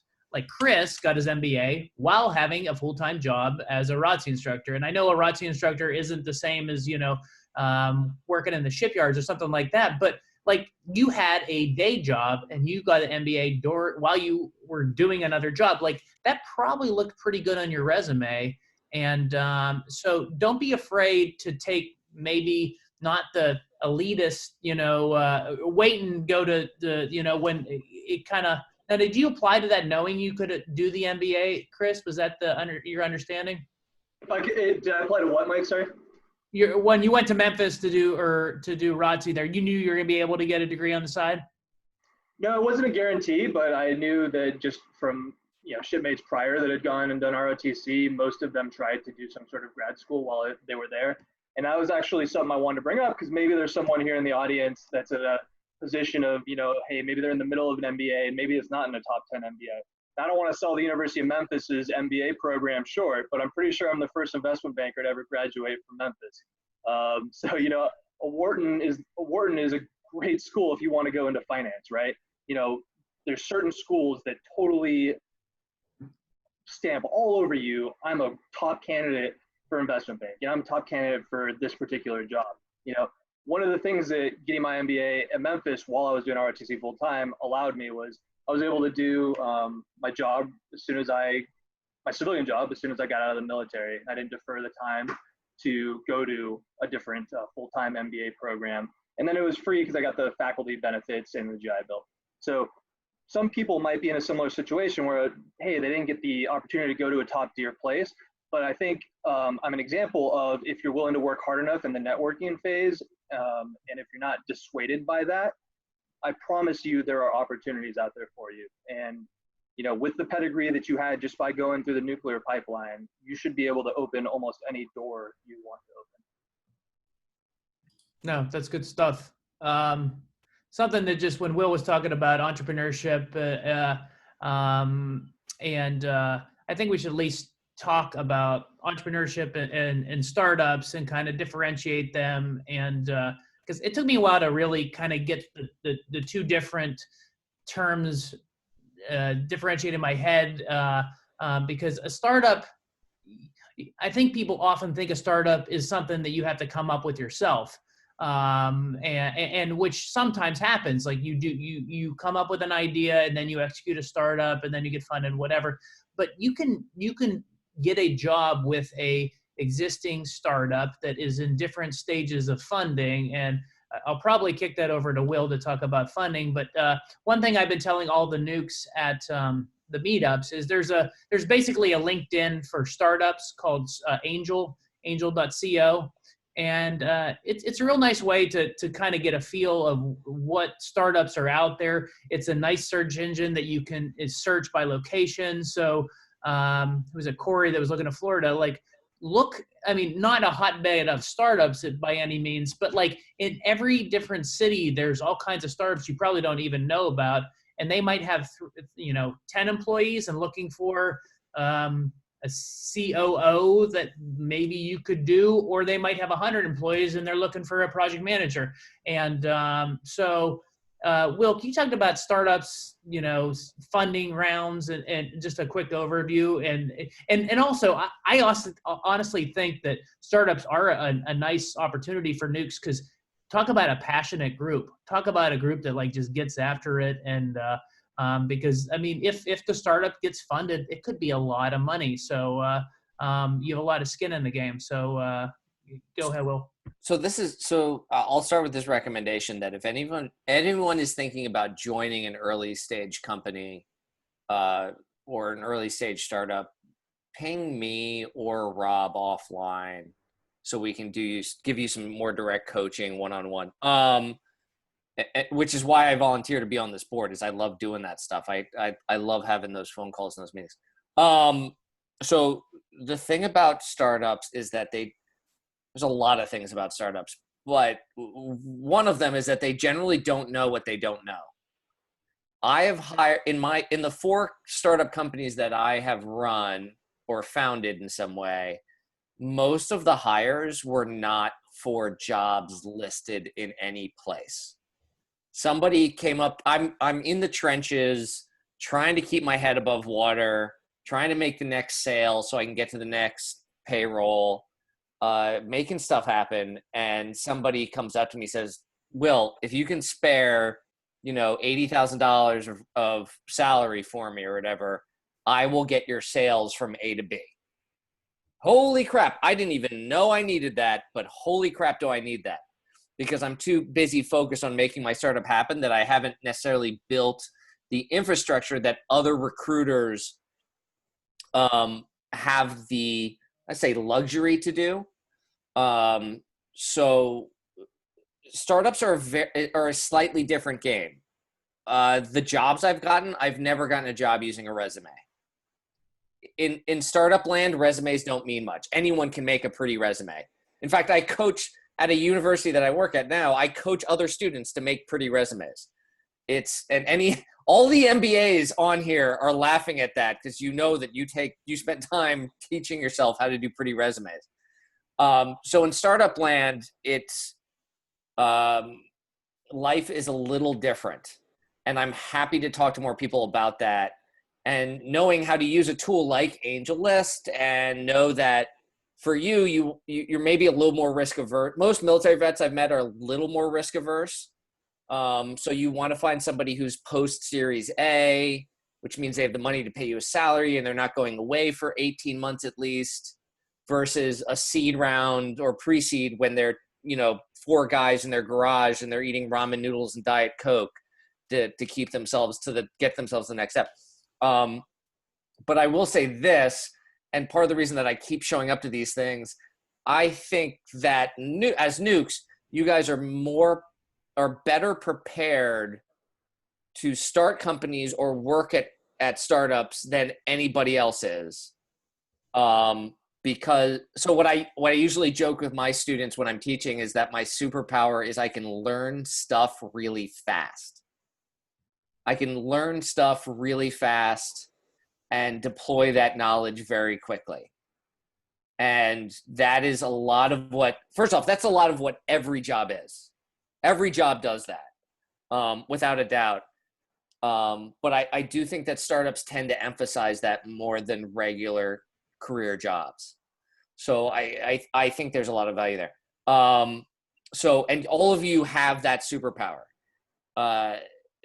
And I'll just add this. I did throw my LinkedIn in the chat somewhere. So if anyone wants to connect with me and talk more about jobs at startups and how to use AngelList or Crunchbase or the local accelerator network group, it's this whole other like subsection of the world that we are freaky and weird and don't play nicely with others, which is, again, why I think we're a good fit for nukes, because we're all freaky and weird and don't play nicely with others.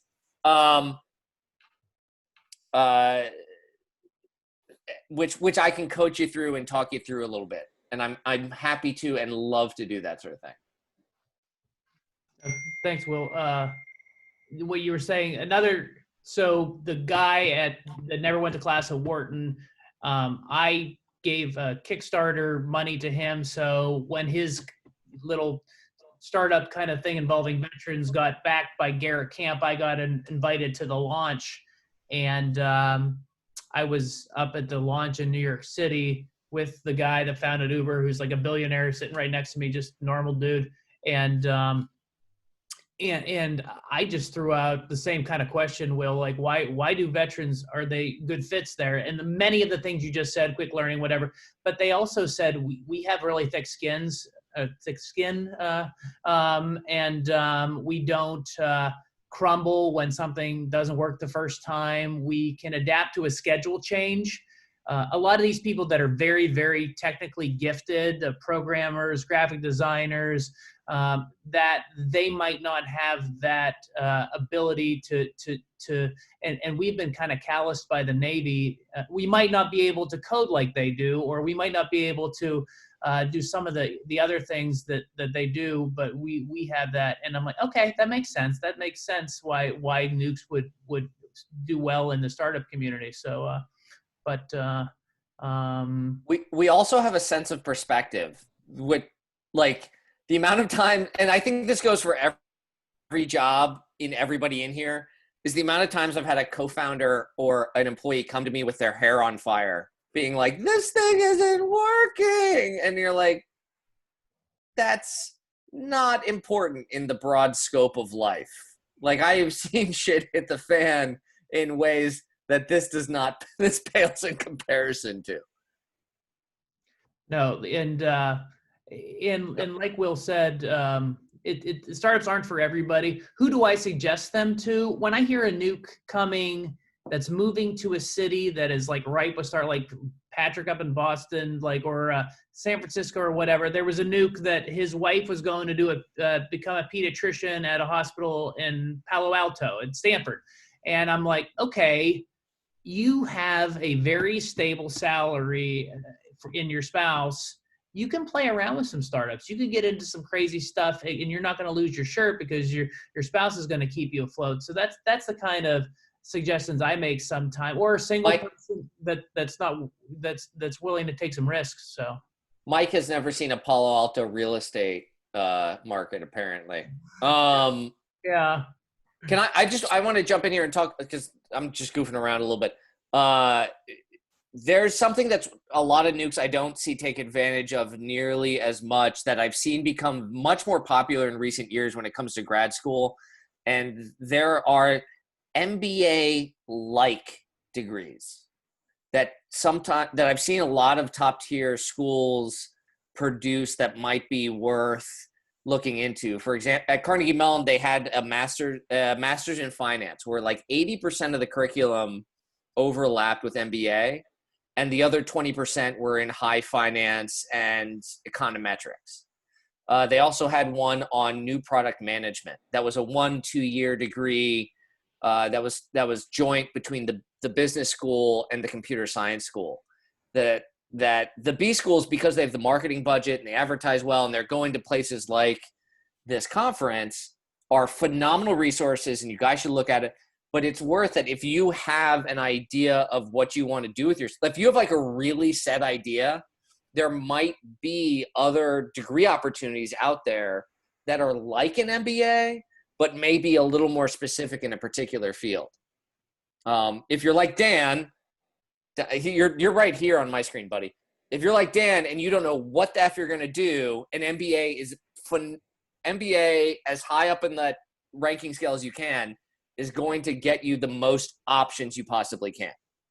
It might not, and if you have an idea of a particular field, that might not be the best thing or the easiest way to get into that field, though, is my point. I also had an absolute blast when I was there. I mean, it was the 2 best years I've had.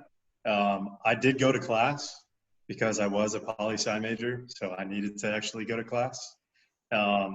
But if you want to do like the standard consulting, banking, maybe directly to a high paying management role, then a traditional MBA route, there is a pipeline that is set up there for you.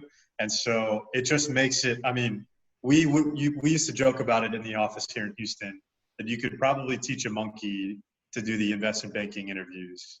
I mean, they're very cut and dry in terms of what they are. It's generally always the same stuff. What we look for is like, okay, does this guy, does this gal come from the right background, right school, and how do they present themselves? Because the majority of people are going to be technically filtered by the time they get to us, for the most part. And so having the traditional route, I mean, we literally had like guys say, hey, really like this guy, but he didn't go to the right school. I mean, I hate to tell you, maybe that's the specific firm I work for, right? They're a little bit more cutthroat in that regard, but the top 5, top 10, if you already know you want to go banking consulting, to go to McKinsey, go to Bain, go to BCG, go to Goldman, JP Morgan, Morgan Stanley, right? That's just the clear-cut route to do it, and I would recommend going that route. Unfortunately, I got to sign off, guys. I got to go put the kids to bed. But reach out if you have any questions. LinkedIn right there. Thanks, Dan. You're in Charlotte now? I'm in Houston still. I still work for Goldman for the next 50 days, although I don't do any work for them. So it's great. It's garden leave. So there you go. I'll start in September. Take care. All right, guys. See you later. Okay. I was just scrolling through the chat and the participants and trying to think of things that we haven't discussed, and I'm not good at reading and talking at the same time, but a couple different industries that are going to be at the career fair. The space industry is super hot. There is like I said earlier, a whole wing at Blue Origin that are all Navy nukes, mostly came through this conference, and so they really have some skin in the game with the conference, and they are coming to give you a lot of attention because many of them are hired through this conference. So just be honest with them that you don't know exactly, what you do for them, or maybe you do. Maybe you're a real space junkie and you've studied up on Blue Origin, but I'm a big fan of the people that work there. Some of the other businesses, I got to put a plug for the National Laboratories. That is a sector of businesses that will keep you probably close to something technical, and but they do some pretty neat things in that they're either removed from the government one step, or they're removed from the Department of Defense one step, but they're still serving a pretty common good. Johns Hopkins Applied Physics Laboratory will be there, and then Los Alamos National Lab is there. And the one thing I've heard about Los Alamos is it's a really great place to raise a family with real awesome springs and falls and all 4 seasons and good schools. So the nukes that go there seem to love it and they stay there. But one of the things I often say at meetups, which I have the liberty to do at this because we have a little more time. When you're in the Navy, the Navy is your friend network normally. It's your paycheck for sure, and it's also what you kind of feel good about.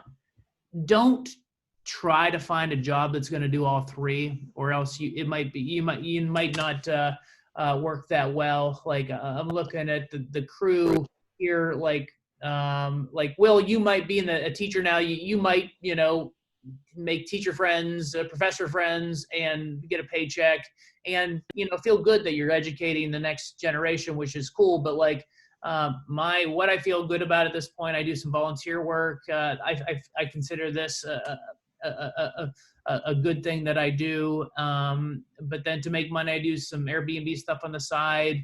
And I'd like to do more like legit consulting, like we did, Will, down in Pittsburgh. And then my friend network, I have a group of guys that I run with, like physically run with. They're my running club buddies, and those are my friends. So I have a couple different buckets. So just mentally prepare for that, because when I got out of the Navy, I did miss that camaraderie a little bit, and didn't find it in what I was necessarily doing for a living at that point. But so I'm trying to think other things on the conference, but definitely the job fair companies, they love seeing young sailors. Remember, make sure to volunteer where you're stationed at, what boat you were on if you're on shore duty, and what boats that you've been on if you've been on more than one. Also, I'm reminded to say that we will have, it seems like in our poll, there is a decent amount of people on here that are in the greater DC area.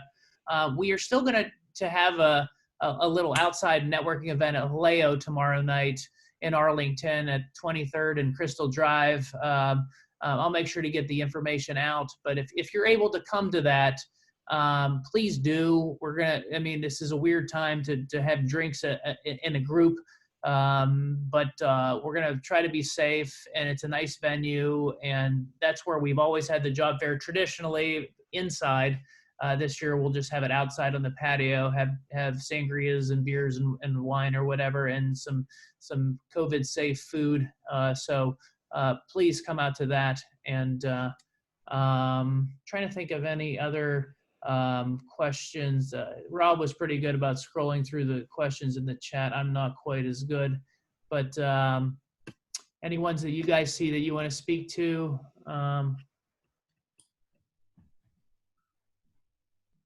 Mike, go ahead. Yeah, let me take the one in the reserves real quick. So I was getting out of the Navy summer 2018.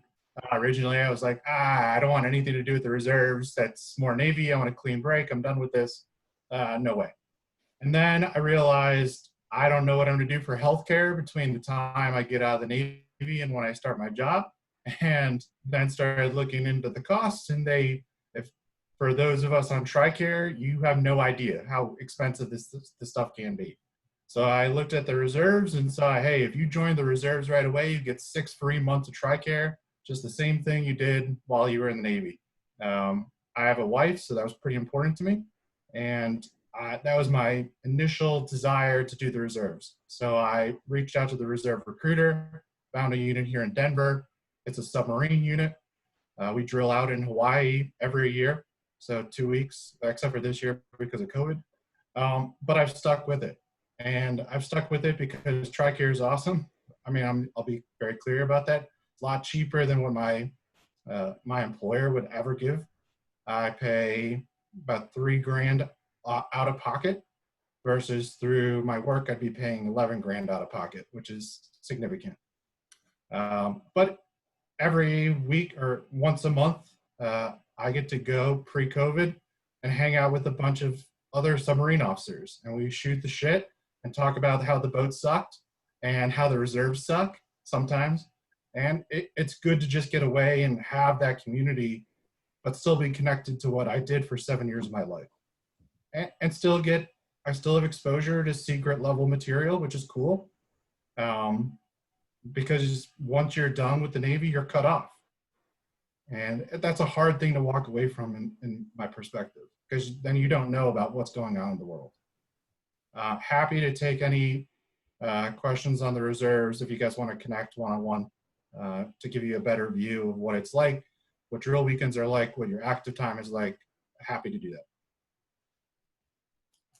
No, to follow up with that, I think we're going to try to have a reserve speaker on Friday in person, possibly.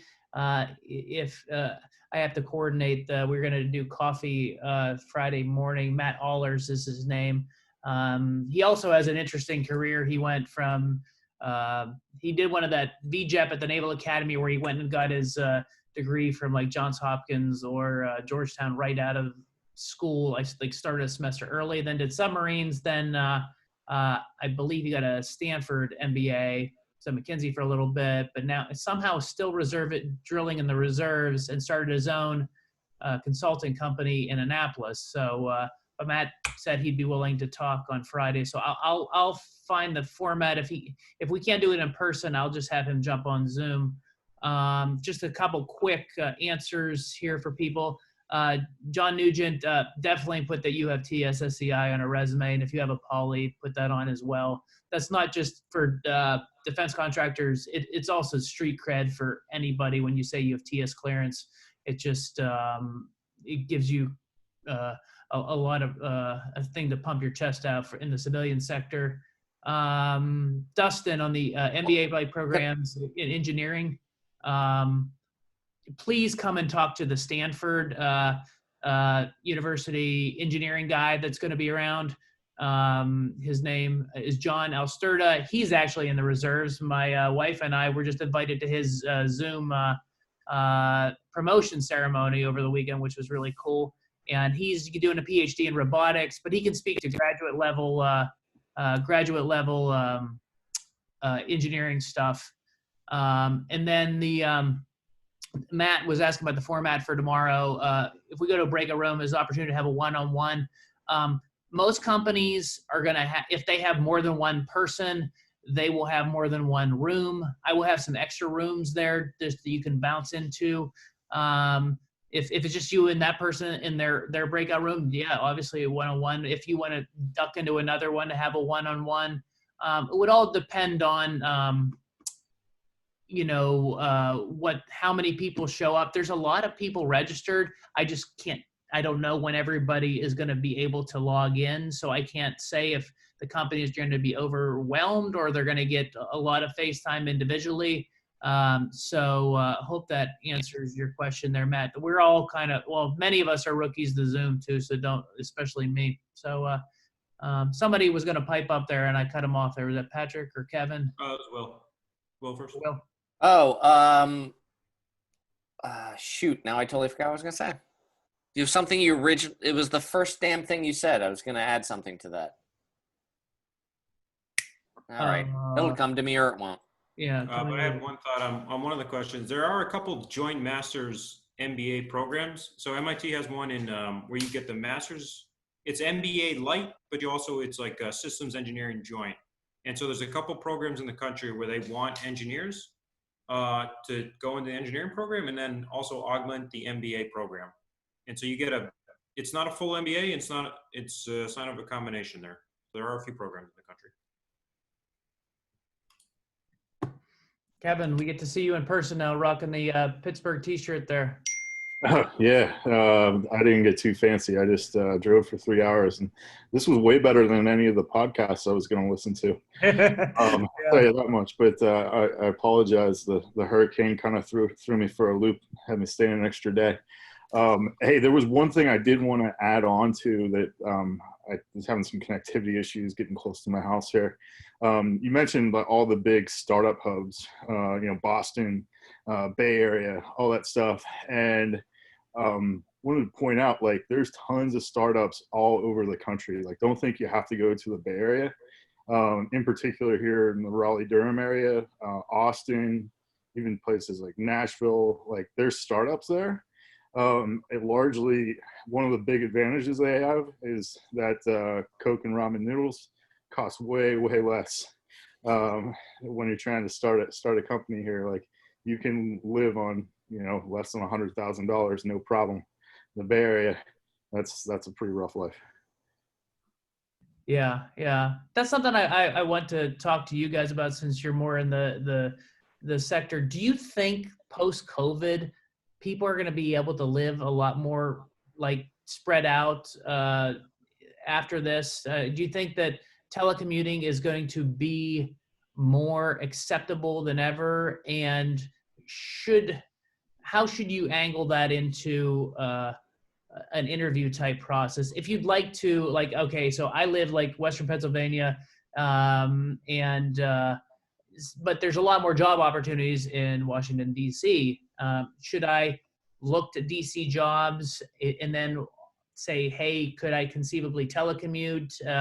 Would you lead with that? Does anybody, like Chris, what would Bank of America say about you saying, hey, like, I guess it would depend on the position, but like, anybody have a feel for how this is going to go? So I think it's going to be, we're such a big organization, it's going to be dependent on which specific group you're going to be joining.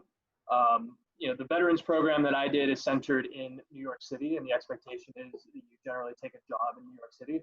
So that was just my specific experience. Everywhere has their own experience, but I will say that there's value to getting your foot in the door in an organization or in a career field.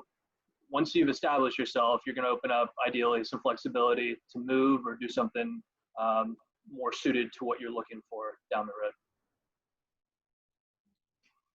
No, that's true. Yeah. So like my wife, I'll throw her example out. She worked for a company for about a year in DC. We wanted to move back home, and then the company said, okay, let's try this telecommuting and see if it works. And she crushed it, and it's been 12 years now, and she just goes into DC. Well, before the COVID, she would just go into DC as needed. So another suggestion I heard from another nuke, as long as you're near a decent airport, that you can just get to the company when you wanted to. So that's a suggestion. If you could get, like, say there's a Chicago job, but you want to live, I don't know, somewhere like Madison, but there's regular flights from Madison to Chicago. You maybe could live in Madison and work at a company in Chicago. And post this, I think it will be a little more flexible as well. So we're probably winding down here. The panel, how about as I scan through questions, why don't you guys, if there's things that you think need addressed that weren't said, and think about some of your close friends that are doing things different than you, that are Navy nukes, that maybe you could volunteer some career ideas that are atypical, or maybe Dan Morton asked about PE. I think a PE is a great idea if you can do it. But anybody have any stuff that you should consider?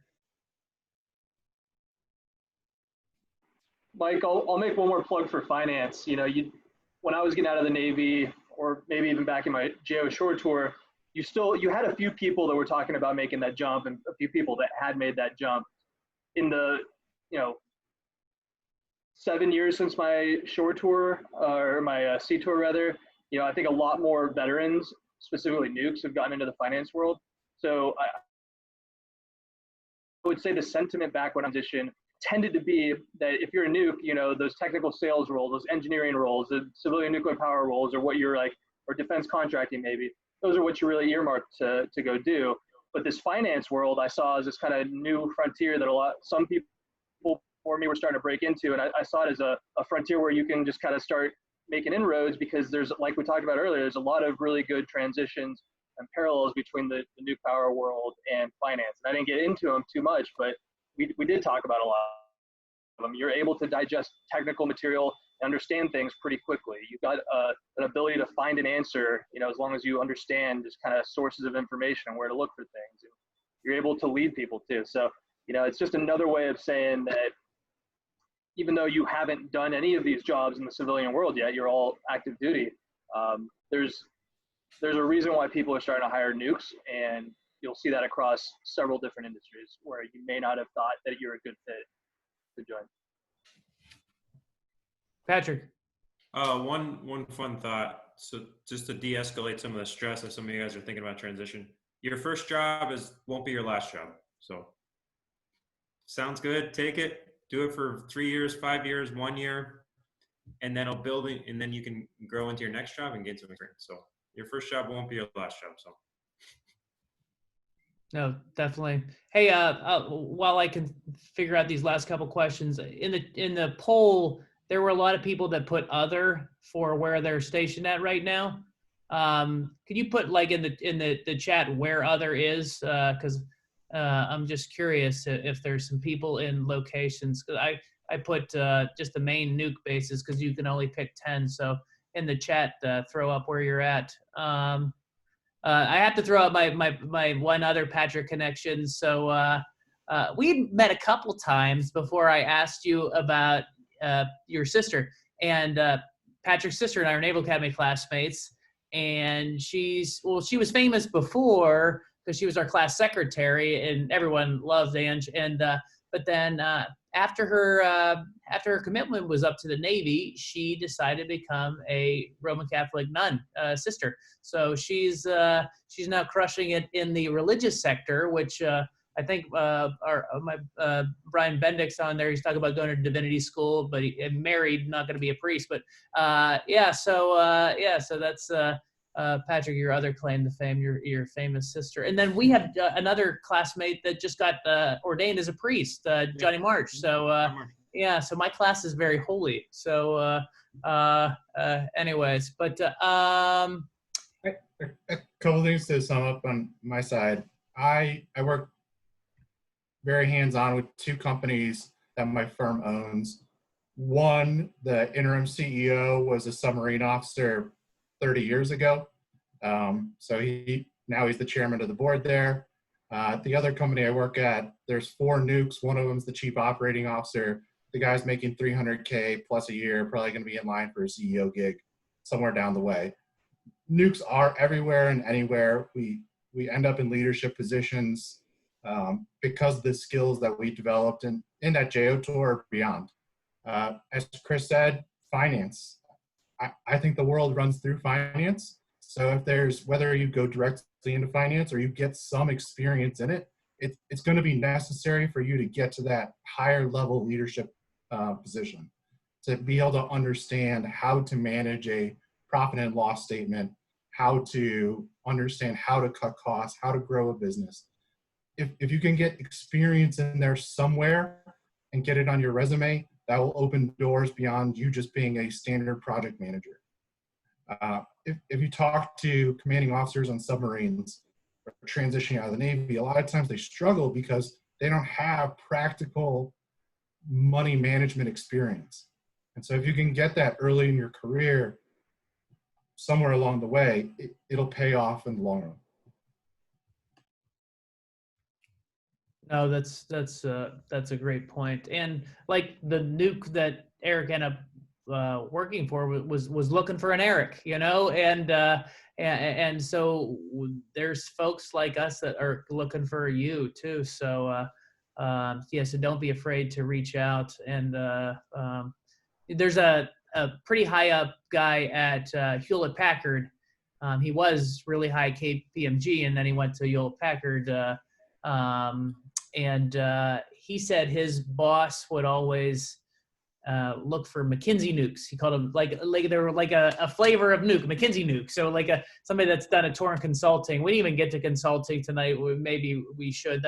It's a different career field. And BCG talked to Daniel Koo on Friday about consulting because it is a cool job if you can pull it off. Because there's a lot of travel involved. But I think we're going to wrap up tonight. I think this was very successful for our first one, guys. And board members that are still on here, thanks a bunch. I know you're all busy people, and I really think the nukes gained a lot of insight from this. And nukes, do your best to advertise the career fair tomorrow, and then the meetups when we come to town. You know, when I get up to Boston, it's with Patrick. When I get to New York City or maybe New London, Chris or Will. And Eric, you're not really close to any Navy base, but maybe I'll do something when you're traveling with one of your PE partners. And Kevin has come up to Norfolk a couple times, and we do one in Charleston. So this is what happens at a meetup. You know, you guys ask us questions. Normally there's more people drinking than just Will. Or coffee. The one, Alfonso, I do coffee in Guam as well. And I've started doing coffee because I'm such a coffee drinker. But thanks to everybody. And oh, I didn't see Kristen's in here from West Coast. Nice. We have a really good representation here tonight. I'm really happy.